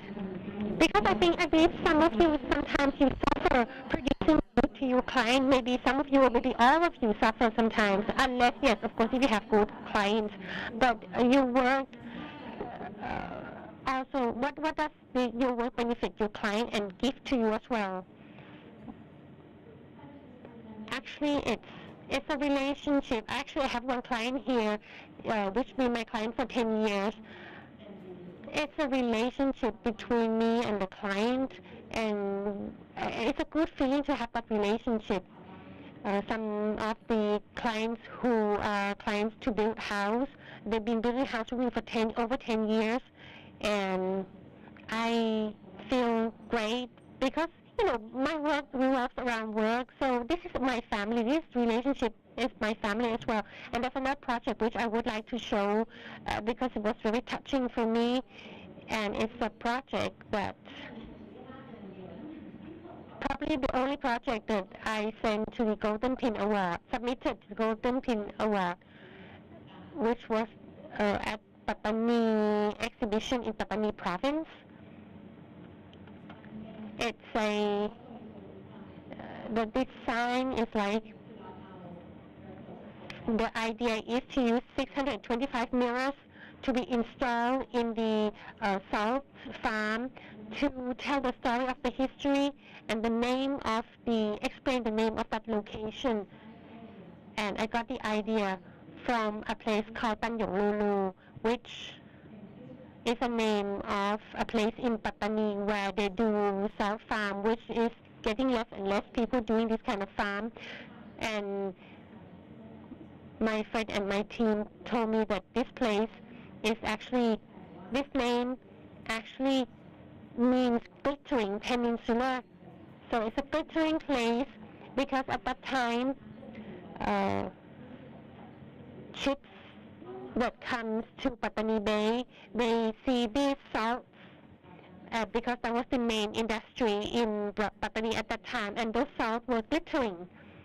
It's not any jewelry, but it's the salt that glitters. So that is why I want to bring that story back, to tell that story again. So, and this is when it was finished. But I just wanted to tell you the story when I went for the site visit and worked with the team.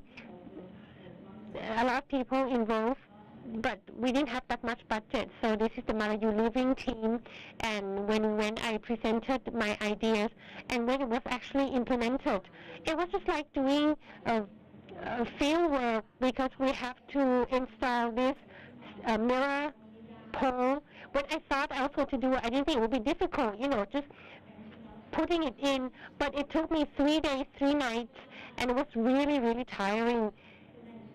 But at the end, I felt that everyone in that area, they strongly believed, and everything was just getting right. The angle of the mirror was just getting right, and at the end, I felt that I could see that miracle happening. It's not just mirror, but it's just the water surface reflecting with the sky. I just want you to look at the video, which was the opening of the event of the exhibition, and people were visiting this work. It was something that was really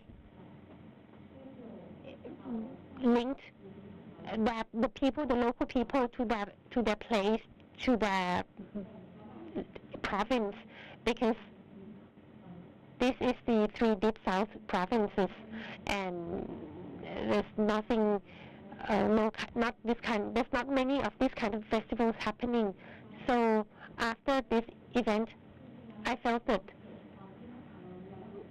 during the exhibition, I realized it wasn't just about my work, but it's about the people in the area, about the location. And it was published in a lot of media, and the people there were so proud about this project, you know, and they were thinking that, you know, we really made Pattani very wow. So they asked me whether I would like to submit it for the awards, and I thought, okay, yeah, maybe I should try. but the same problem happened again. There's any category that would fit my work? So thanks to Golden Pin for having one of the category that I think it was called special design category. And there was quite many projects like cafes submitted in this category as well, but I thought, maybe I should give it a try. And actually, it didn't receive any award. It was the mark winner, one of the finalist project, for the best design. But when they announced that I went into the final round, all the teams were so happy and we were sharing this on all the social medias. And to me, that is already my award. I already won an award from this as well. And so this social media is from some of the team who put it on the Facebook, and she's a very good artist in Pattani, and she was writing this, a very, very short sentence that she wrote, but it gave me tears because she was so proud of this work working with me. I felt that I made the artists in Pattani proud of themselves and had the opportunity to tell the story. So like Kun Him just said, that just to have the opportunity to tell the story about our work, about our concept is great already. So can we have a round of applause to Kun Pua? Thank you very much, Kun Pua. And now, Kun Zai, can we have a round of applause, Kun Zai? Kun Thirathai Swameti Gulawat, he's the owner and the designer of Quarry. Can we talking? You have so much awards, so many awards, you cannot compete with him in terms of awards. Or you can't compete with Pitbay either. So let him share. You work so much and so hard, and every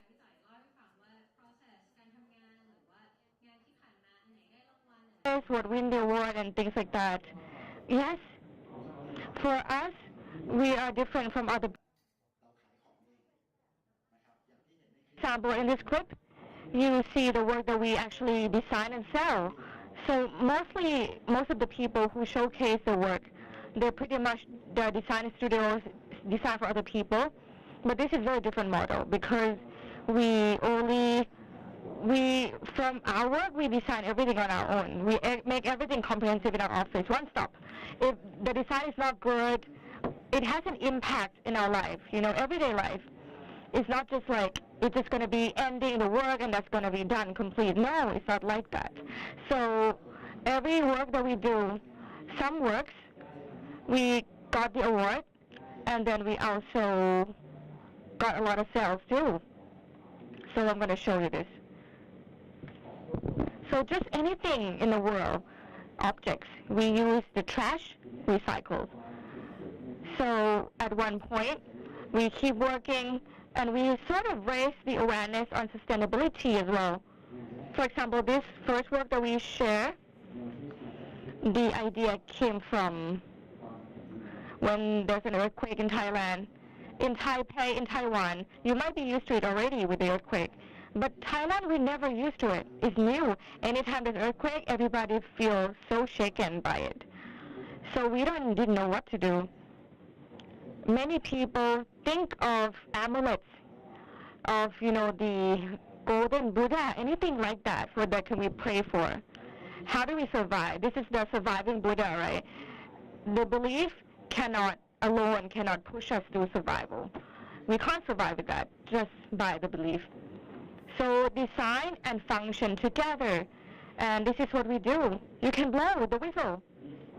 So you it also can blow, and also, blowing, asking for God, for the help, for the Buddha.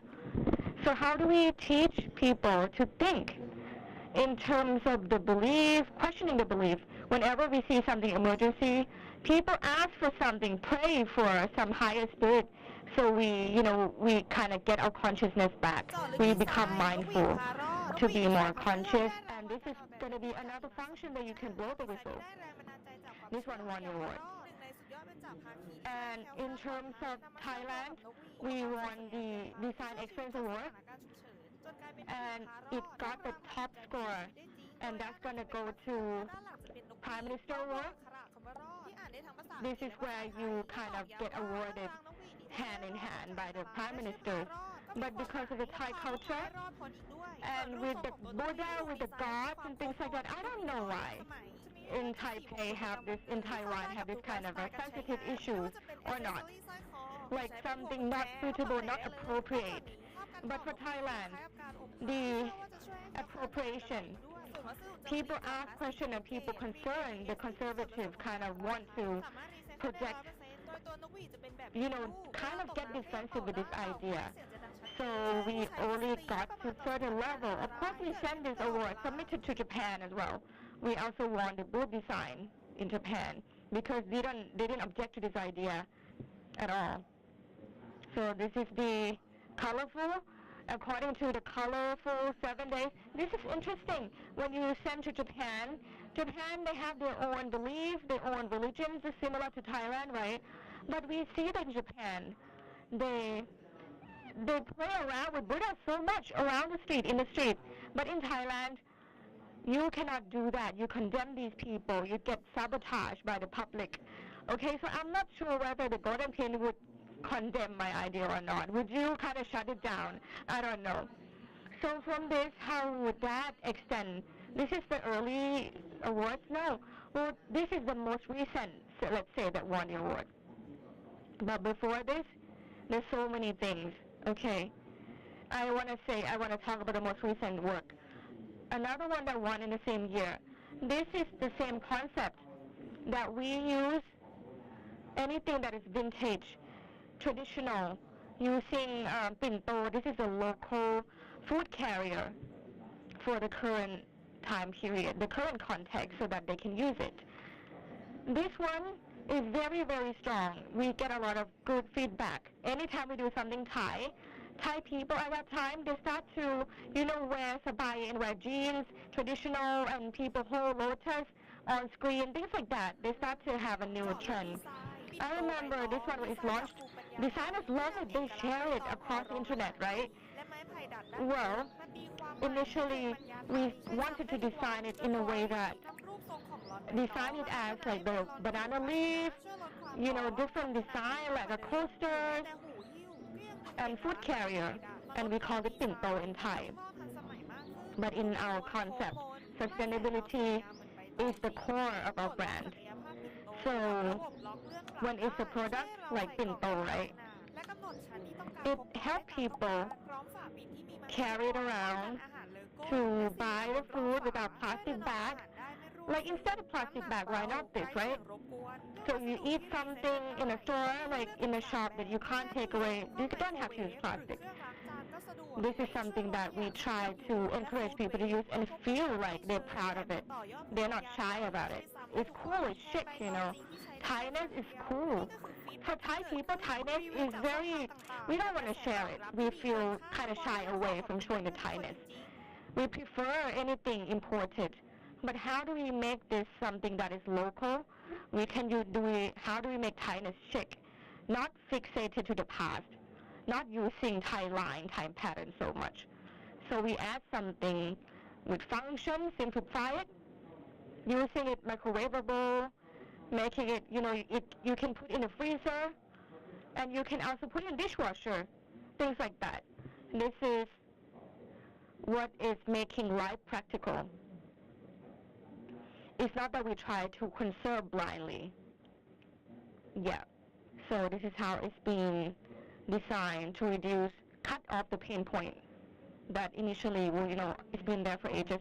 Yes, I agree. Sustainability is something that is a basic need that we have to think about, we have to consider as a designer. Yes, one of the factors that we win the award, every award actually, one of the core category or one of the core consideration is sustainability.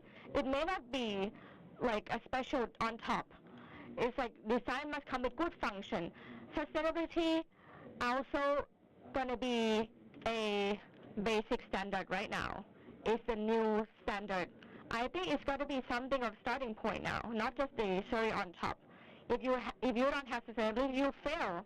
You won so many awards. Another question: is there any the hidden point, is there any tips though to win? Like, do you know how the judge love, what the judge love basically? I don't know, to be fair, to be honest. But I know what good product is, so I produce it at my best. But I don't design for awards specifically. That's not my aim. But I want to earn money from the products. I want to understand people to make good sales. But how do we, question is that, how do we come with a good concept? Good concept that I like and good product that people buy. We have to make this the same thing, the common ground. Most people say that you have to choose either good design or good sales, but no, right? It can come together. If you work like make good sales and good product, good design, it can come together, but it's a bit more difficult. Now you have so many products. What inspired you? What can you share to the people? I'm inspired by Taiwanese. For example, my most recent work, we haven't got the award yet, but I think we're gonna submit the award too. This is from the garland anywhere on the street. We can interpret it in a new way. In the daily life, whatever you see, now everybody pray, right? But you always put it in the shelf. But you hear the word like put on shelf. Put on shelf means it's not practical. That's a word, that's a phrase, catchy phrase. But now it's going to stay with you forever. This is the concept.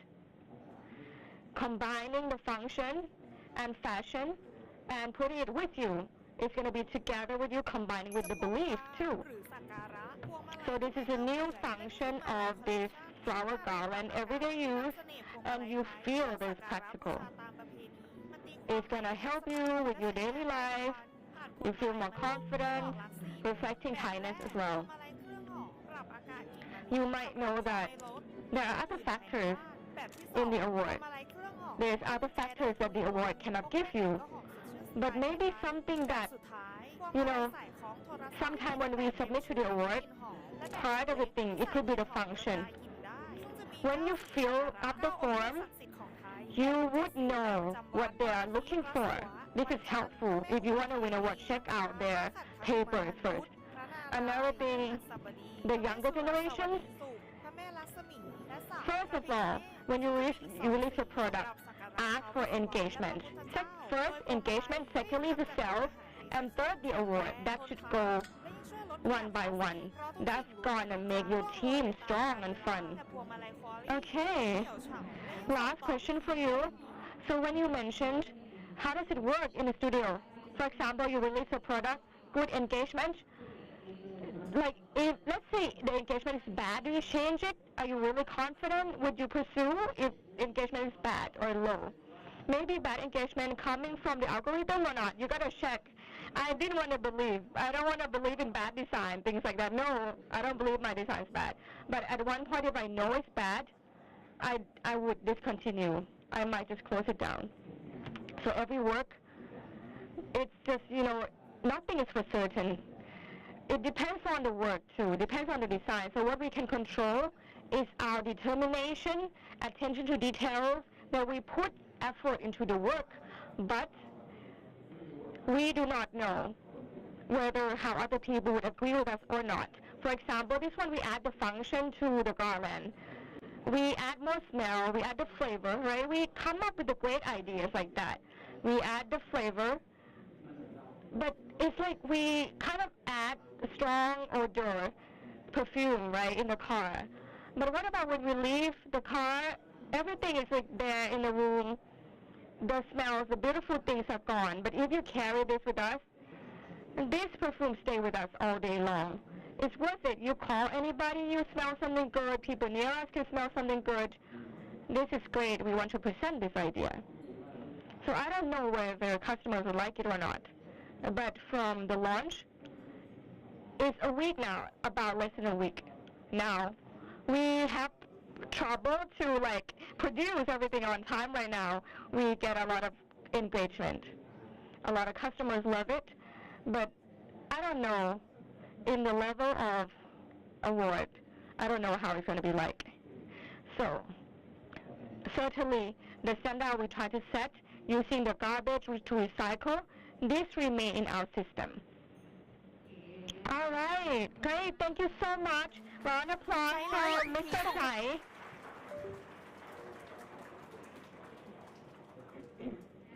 Great. So we're gonna meet him again at Q&A. Just like I said, anybody who wants to talk to anyone here, please prepare your.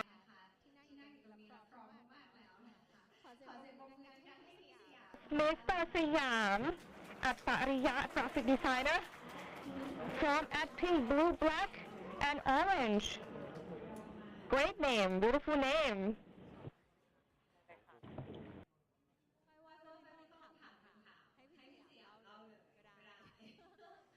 Story.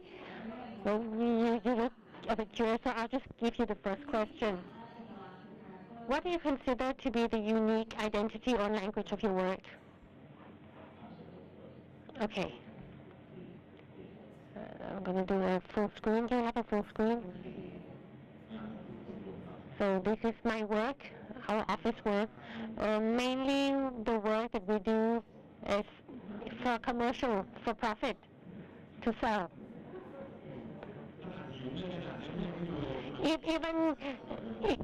Even me doing this much, I'm still not rich. I thought, when I was a kid, I thought I'm going to get a yacht because I'm so successful. What I want to say, like a disclaimer, it might seem like I'm boasting, and you might feel like, I'm just boasting, but I'm so lucky because I received various awards since I started work, like my first year. And many people might say that I'm good at my work, but actually the first 3 years I really wanted to resign. I graduated teaching. I wasn't a designer, but I was lucky to be in a company which is very famous, and that is propaganda. And designing work is not a one-man show because we work as a team. There's a lot of people working with us in a team, and in this industry, they always give the credit to the designer. So everybody thinks that I'm good with my work. And I just like, so I have to act like I'm good. And since you believe that I'm so good, then I have to show and prove that I'm good. But I really want to quit every day because my boss always tells me off and always asks me to change my work. But there were some times I really believe that I was good because I got a lot of awards, both nationally and internationally. So I had that confidence with me, and took that confidence to present the work and pitch the work to my client, and I found that confidence I had, actually nobody gave a damn about that confidence that I had, because I just, boast that my work was awarded, I had such a good taste. But our clients are big organizations, so they want to think whether our work would really impact their work, would it change their customers' behavior or any change in a positive way. Nobody care about the actual design. Nobody care about the designer. So I have to say I was very lucky. But I had this misunderstanding from I was very young, so I tried to find what is actually the responsibility or the duty of a designer. So I eventually found that I had to learn to talk to my clients, which I was lucky to meet a lot of executives from many organizations. And it was like they taught us, because I get to learn about all the technical terms, many things that I never heard of, whether retail, bank, entertainment, energy sector. So I learned that my duty, what the clients expect from my duty as a designer. So once I get that expectation and I know what they want, it makes me start to think how I can help to solve those problems or find a best solution for my clients. So since then, I don't just do according to what I was ordered.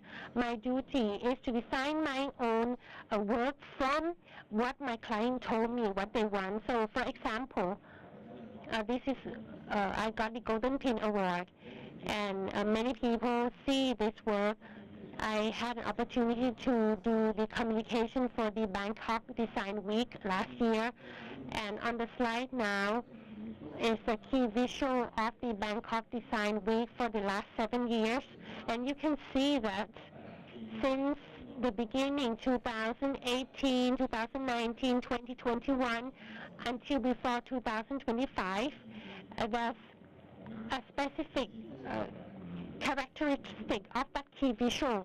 So it looks smart, looks like very, very elegantly designed. But for the year I was doing, 2025, CEA, who host the event, they told me that they want to change the target of that communication to everyone, to the public, not just designer, because I understand that the past years the design was targeting designers.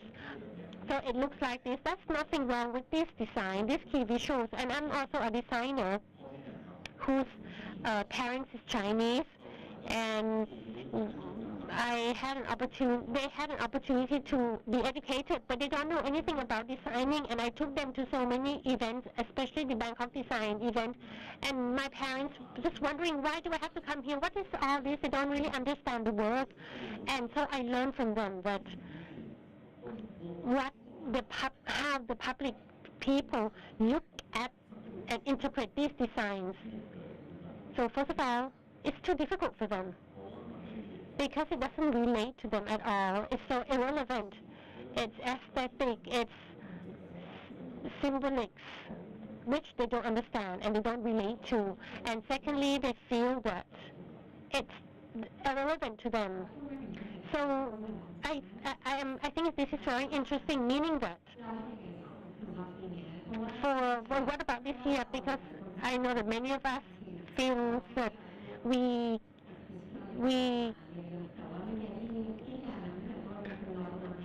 you are sharing that we have to train ourselves to really understand what do we have to do, maybe extract it from us or what.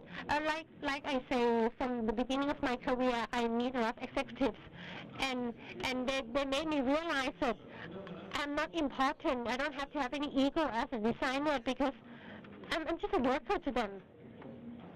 Just like a noodle seller, I just have to cook the right noodles, whatever noodle they want. I just have to make it delicious. But I don't have to, boast that I have noodles, I have egg noodles, I have white noodles. It's not special to those people. So once I know that I'm not important, I start questioning who's important. Well, the person who's important is the person who's paying the money to me. So my duty is to please the client. And the difficult thing about the designer is that the person who pays for the work and the target audience is a different group, because the person who pays our work, they might like it, our work, they say, oh, I love your work, but I would say, I'm happy that you like, but actually the target for this is not this. This is Rolls Royce, and you want it to be mass. You want to sell it to the public. It's not right. So I have to find a way to get the client to understand the objective of the work. They have to be at the same page with us. So we have to really understand, build a good understanding. We have to have a strategy to communicate with the client. So not just designing the work, but designing our working method. How we're going to communicate with the person who's paying the money or our client. Especially for me, I have to deal with a lot of big organizations, and they have their own. Each organization have personal agenda, and I coordinate with executives. So I'm just saying that once we make this client satisfied, but then there's still the boss over them, and they will have to be the executives. So we have to go through many barriers or many rounds before we get to the big boss. So for me, I talk to my team that the person who's dealing the work with us, they're not actually the person who's paying the money. They're just the coordinator. It's the company. It's the executives. So that person's the person. Personal agenda. If they don't have any problem, we take care of their problems, and they're happy. They love us, and they would help promote our work to the boss. So the boss is the same. if there's no problem, it's within the budget, and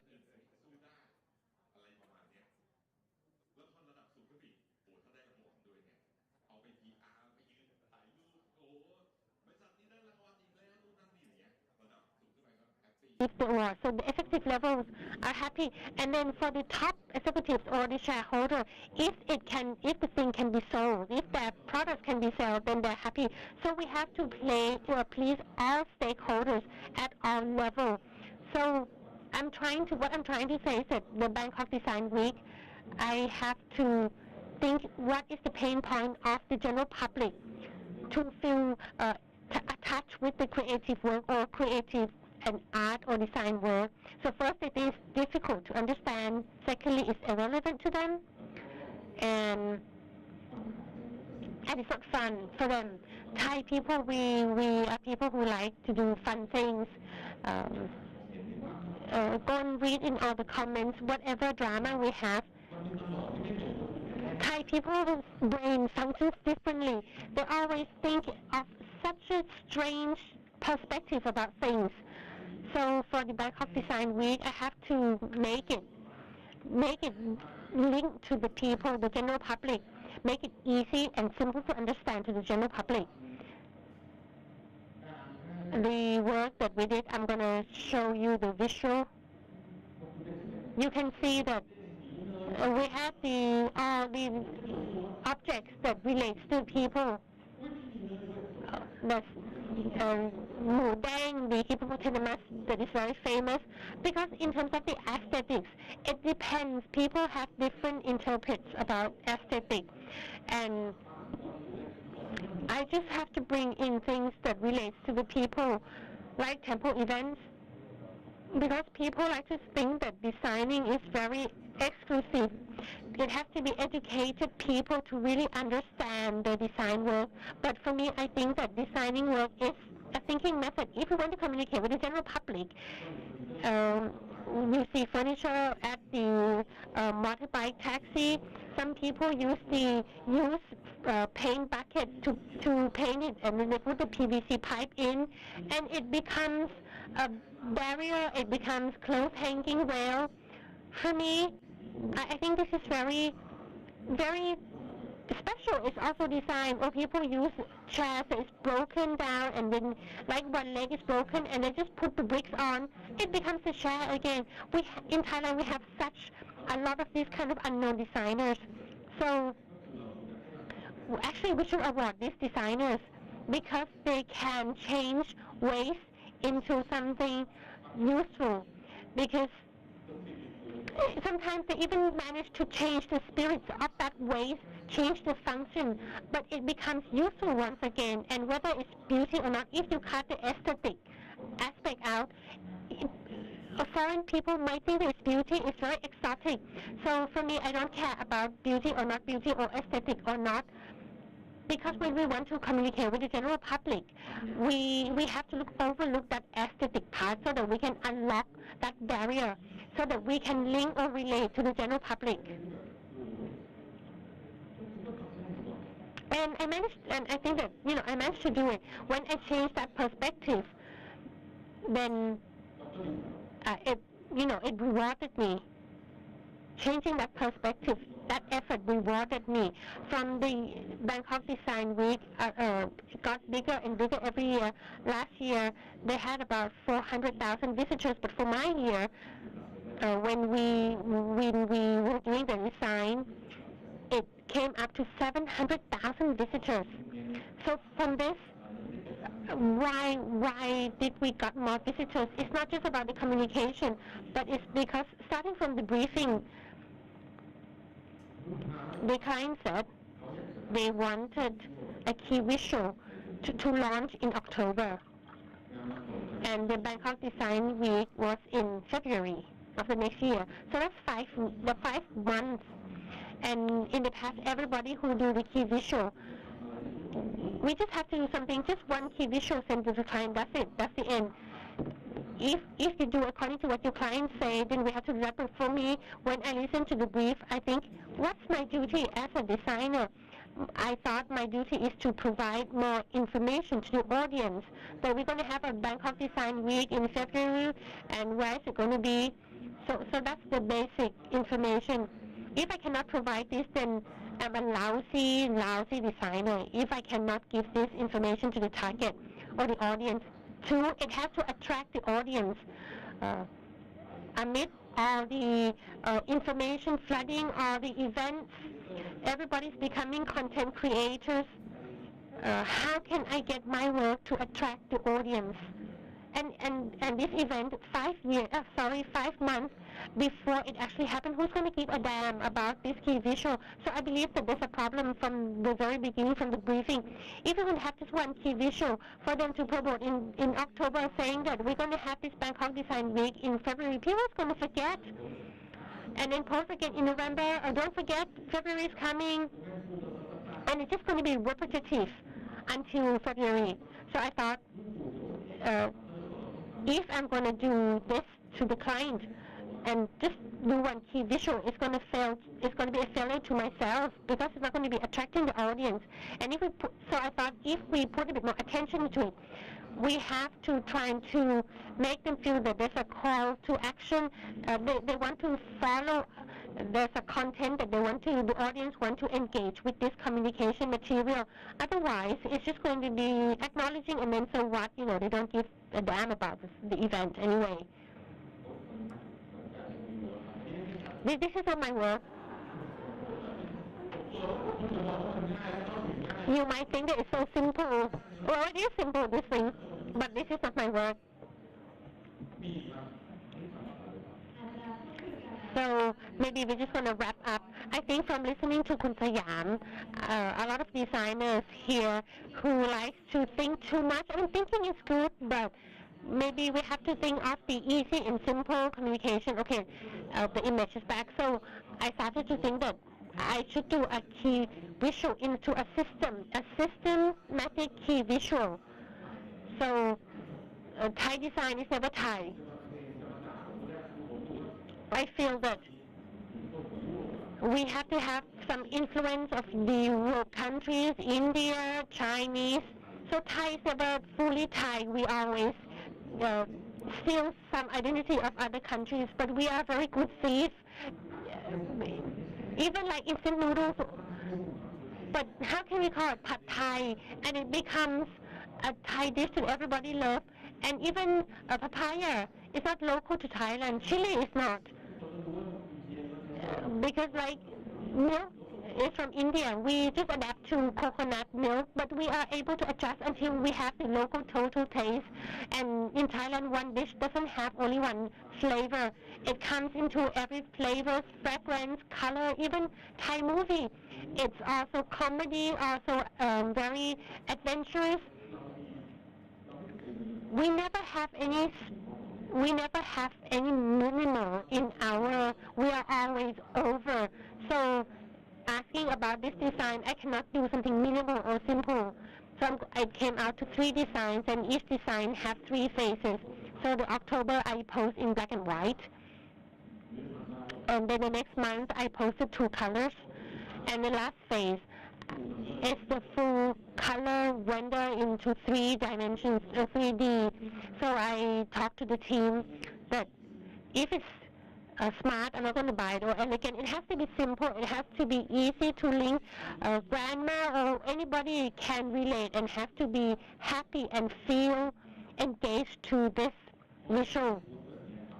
So once I come out with these 3 phases and I communicate with the team, the ground control team, when they see the visual, they see the communication message in those key visuals in the leaflet that I've done. Like we have the word hello, welcome. When they see this, we will not have anything formal like this February, be prepared to Bangkok Fashion Design Week, which it has always been like that, so formal. But this time just to be like, so funny, so fun, and the words are playful. And look at all the designs of every object. Everybody says, I have to, people say that the client probably pay you a lot. I would say no, actually I lost, I didn't make profit, but my team, we normally work for big corporates, the bank, the energy sector. We don't have fun projects like this, so this is once in a, it's just, we just put all into it and we enjoyed it, all the leaflets, everything. It's just so fun, so playful. And it was really successful. And the communication team, they said the people who saw our key visual, they click like, they click share, they commented. The engagement increased like 1,000% compared to last year. And it's very organic because, everybody was saying, what is this? And they say, it's been, New Year has passed, how come your key visual still going on and going on? So it created a lot of engagement with the general public until the client felt that our team is really good, interesting. So they asked us to do the exhibition. So we did the exhibition. Like I said, once we stopped being a designer, but we are just becoming a general public. We just bring all the general public objects and modify them. We're not looking down at any objects because we have to admit that everything we see in the world has been designed. The fact is, but who has designed it? The general public didn't learn designing. So if they choose just like the mat to decorate their shop, it's not because they think that this is the best to decorate their shop, but this is all they can afford. So if we think this is good, then we also use it to decorate. So like you see that small counter at the bottom with the fruits, that is something we see in the daily life in Thailand.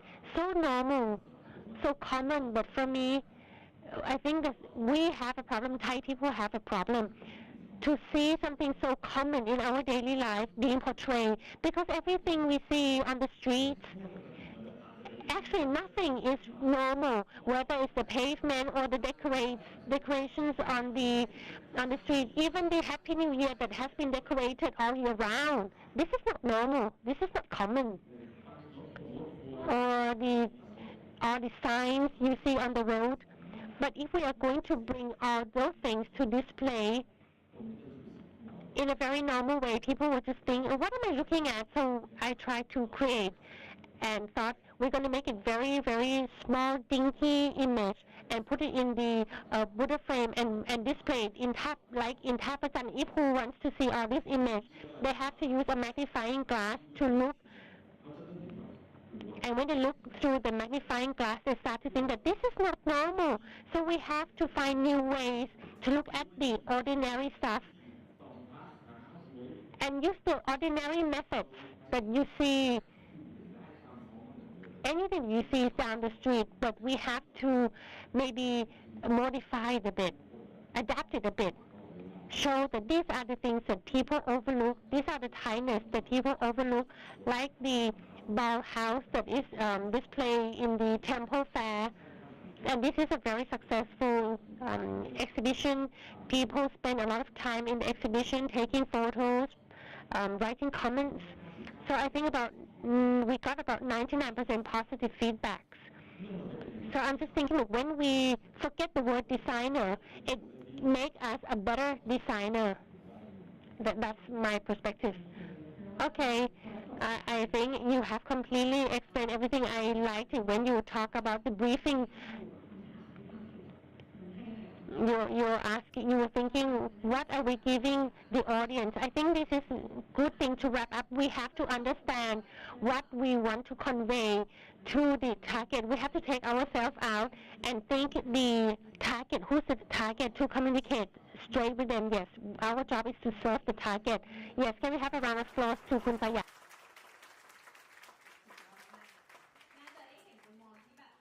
Different perspectives and feedbacks and forth all the time. Hold on for a second. I would like to talk to everyone. if you have any question, you want to ask anything, after the Q&A, we're going to be, having a conversation with you at your table. Of course, we're going to talk for each topic. Let's discuss and do some networking.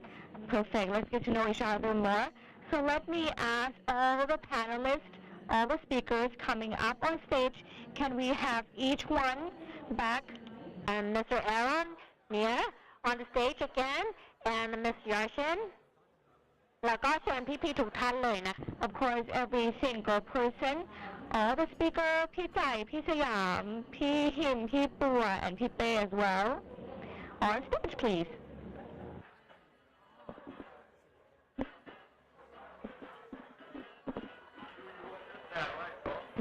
เดี๋ยวไฟจะให้พี่สยามเป็นคน Mr. Sayam,พี่สยาม the big brother, he's going to be asking questions. You can sit anywhere, feel free.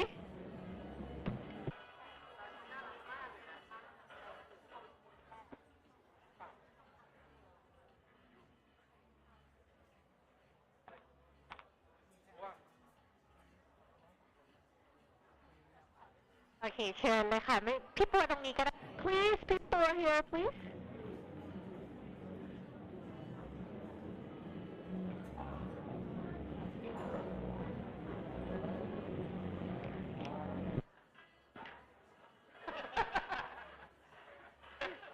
Okay, เดี๋ยวเราจะ Alright, we're gonna kind of talk briefly, and then after that we can go on round table.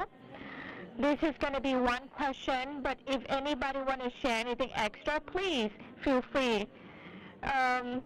One more time, Mr. Sayam, about awards. Well, I think that I asked when I asked each person, but maybe let's dig deeper for each of the identity. How is it being interpreted in different perspectives, different context, let's say. Mr. Sayam, P. Sayam, right, you say that you might talk about this a lot. We see something in daily life, and we feel this is normal, so common, it's boring, but maybe foreigners love it, right?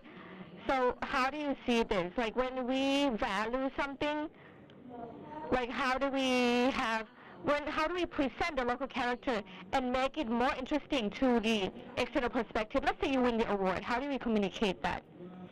I think that the award has different contexts. Because I was the judges and the committee in Hong Kong, Taiwan, Japan, and China as well. The committee, the local people, the local committee had to inform us about their culture because you're not going to understand. They have to tell us about the context first. Say like you love the mooncake so much, like that. An example. We don't see anything from the mooncake.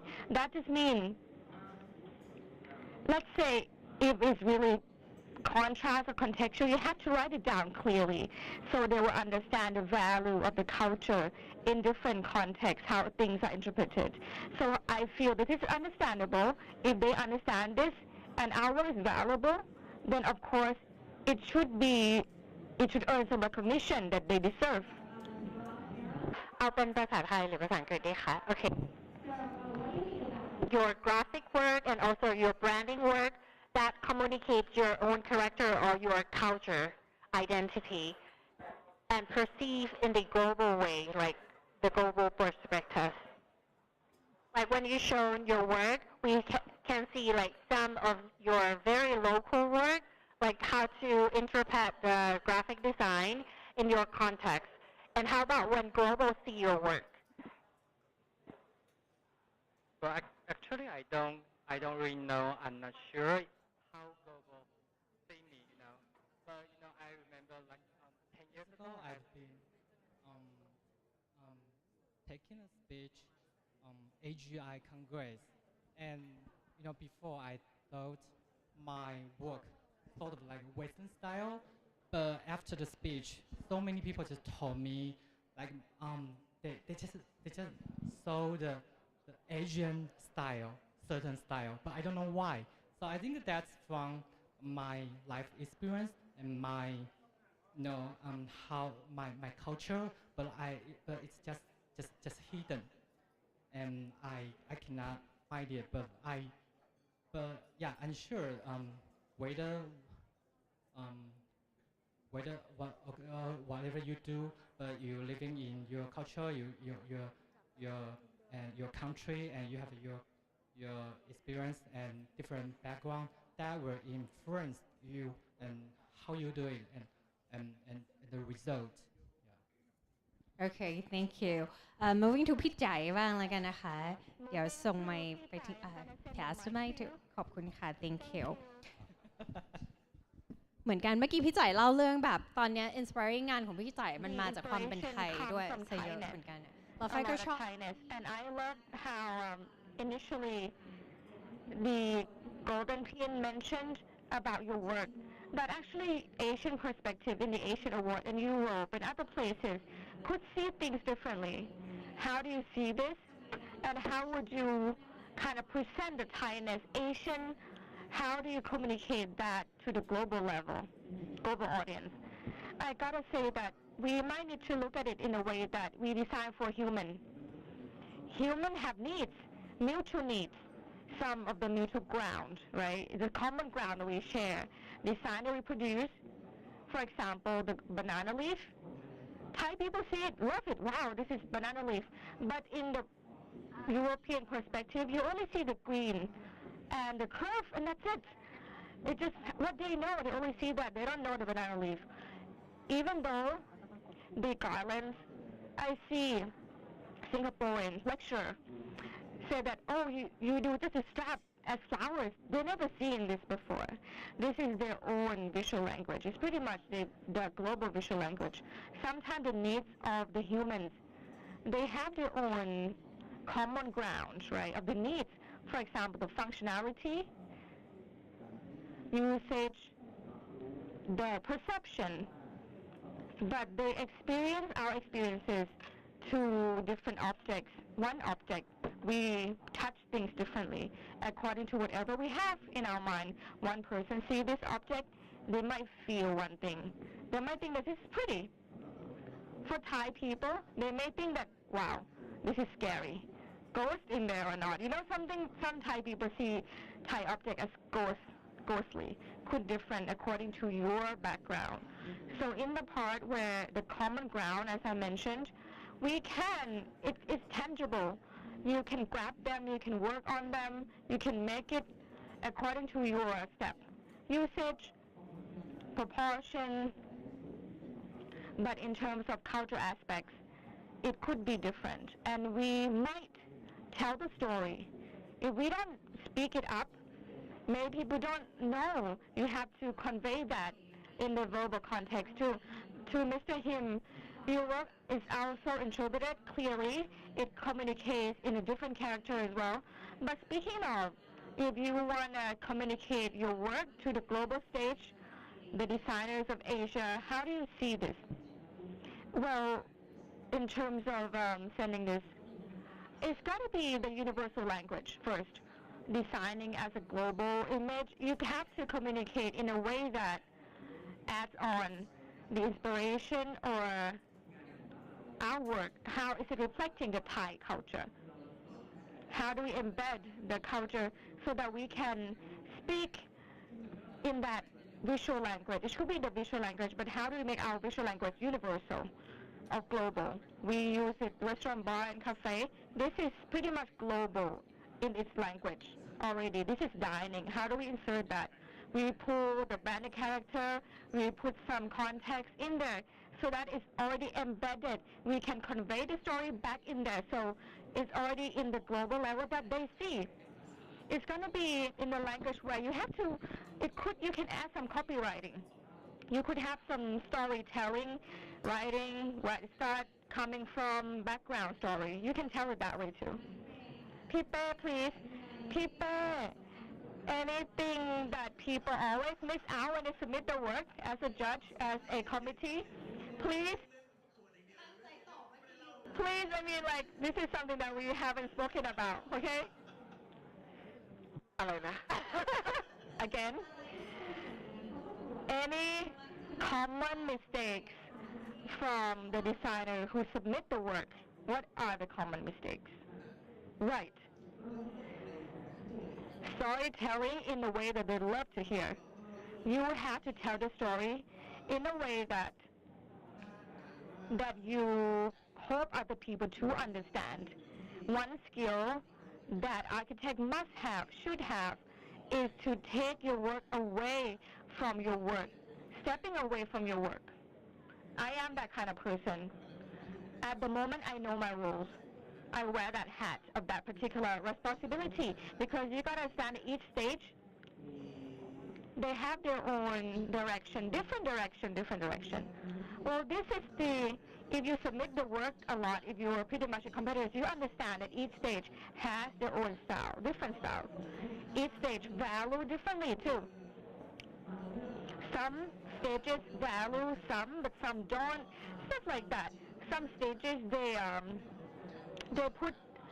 focus on story, some focus on critical thinking, some focus on creating the world. It's going to change the world, impact the world, stuff like that. So when you, this is like a shortcut. Same story, this is same elephant. Think about the elephant.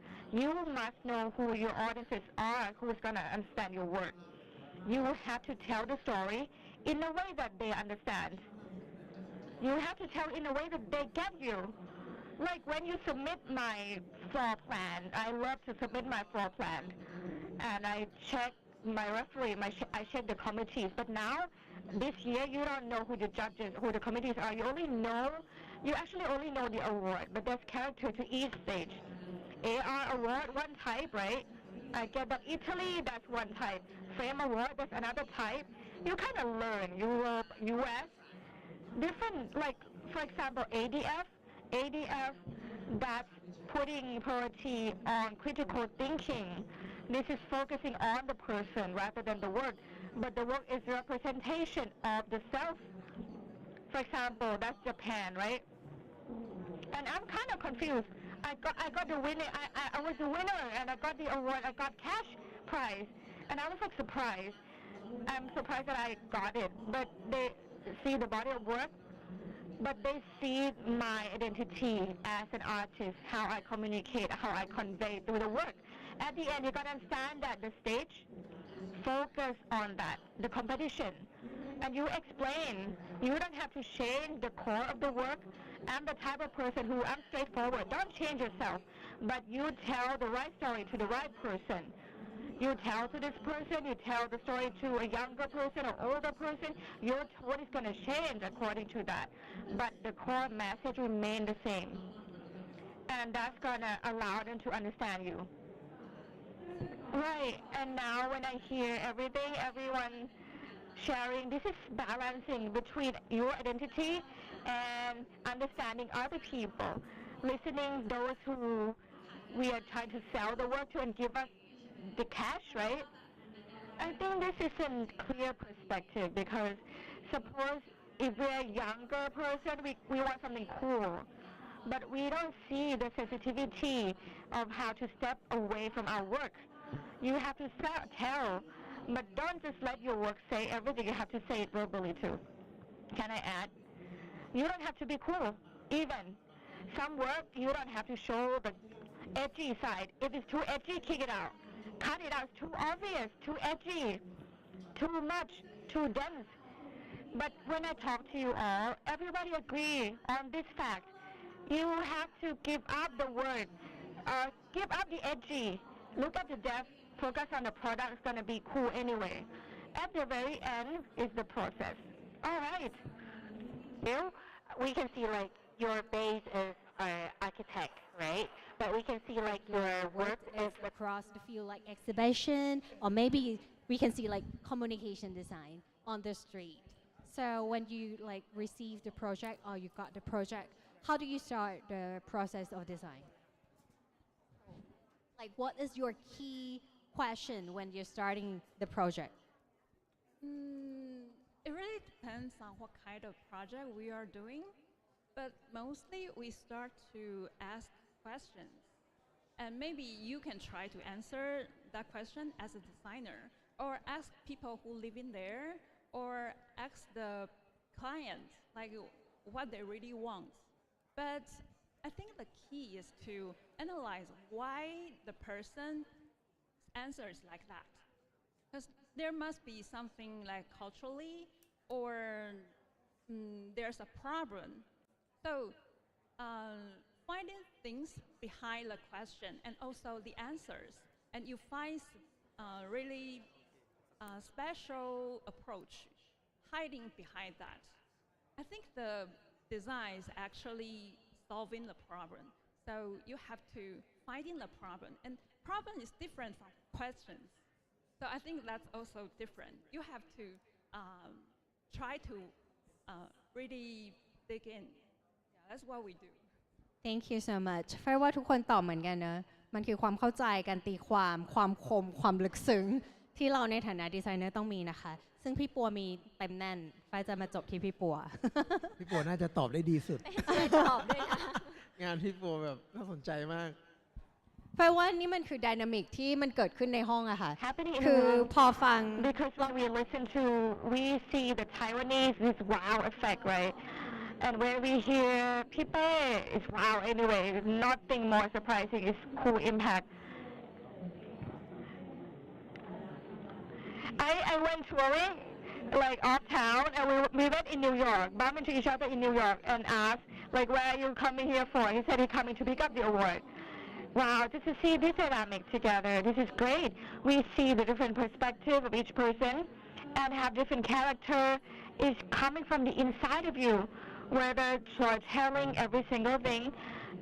People is one person who see things in depth. Can you end the Q&A? Pipe, I think Pipe want to ask you something.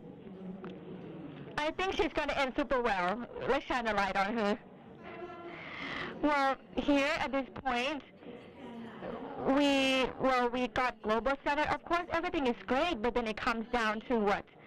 It comes down to, as you mentioned, there were points when it was tense, you worked too hard, and you kind of sit down and you get inspired. This one is the land art. People want to do land art. You got inspired. These days, how do you inspire yourself?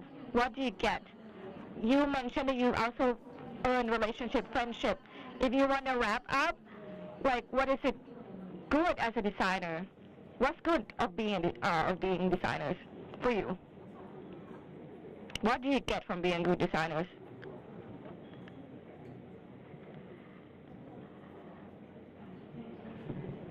As a designer, can I answer as a winner, or like how do you want me to answer it? Well, I feel that actually I might have to find some time to put into words. Hold on. In fact,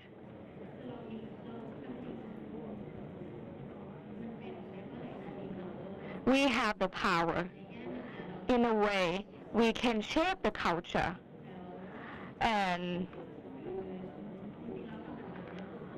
recently I become interested in this, how I want to produce a work that's not just for economy value only, not just the capital, but in a way that there are some works that give more value, high value. People would like to say this, Thai people love to say this, like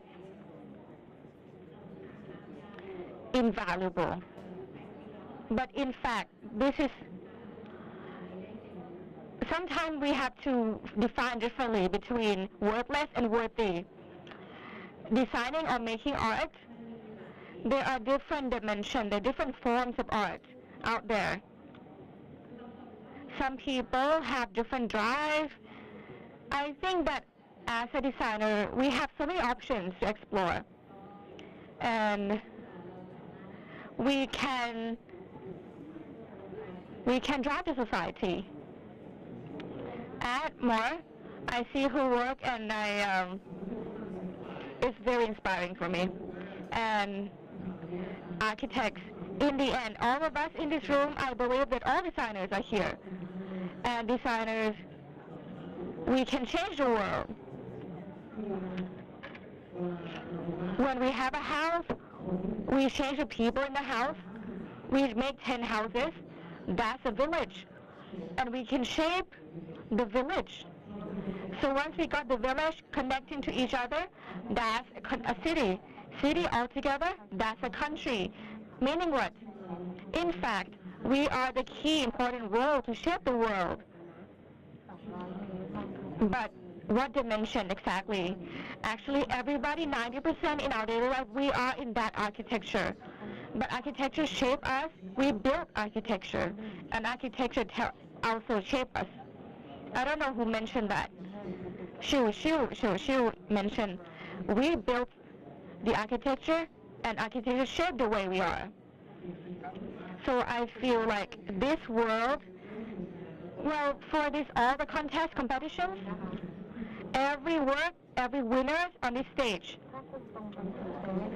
it's going to shape the next work. Whether, okay, this is the right direction, good work, this is good architecture, things like that. When everybody get to be recognized that this is the good standard, then that's how the world is going to be shaped in that way. We are a jigsaw that put a piece of us in the big world. Round of applause, great ending, great. Well, I don't know. I think this is how people want to say. No more to add. Perfect. Thank you so much. Thank you so much. Thank you all the audiences. We are having round table for us to walk around. We can discuss, we can talk. Thank you so much, every single one of you. And of course, you shape designers like us too. I think that is the end. Please have a wonderful night. Good night. Okay, hi. Okay, so please don't go back yet. We still have refreshments to serve, but now it's a very relaxed session, so the speakers, you can just sit and relax.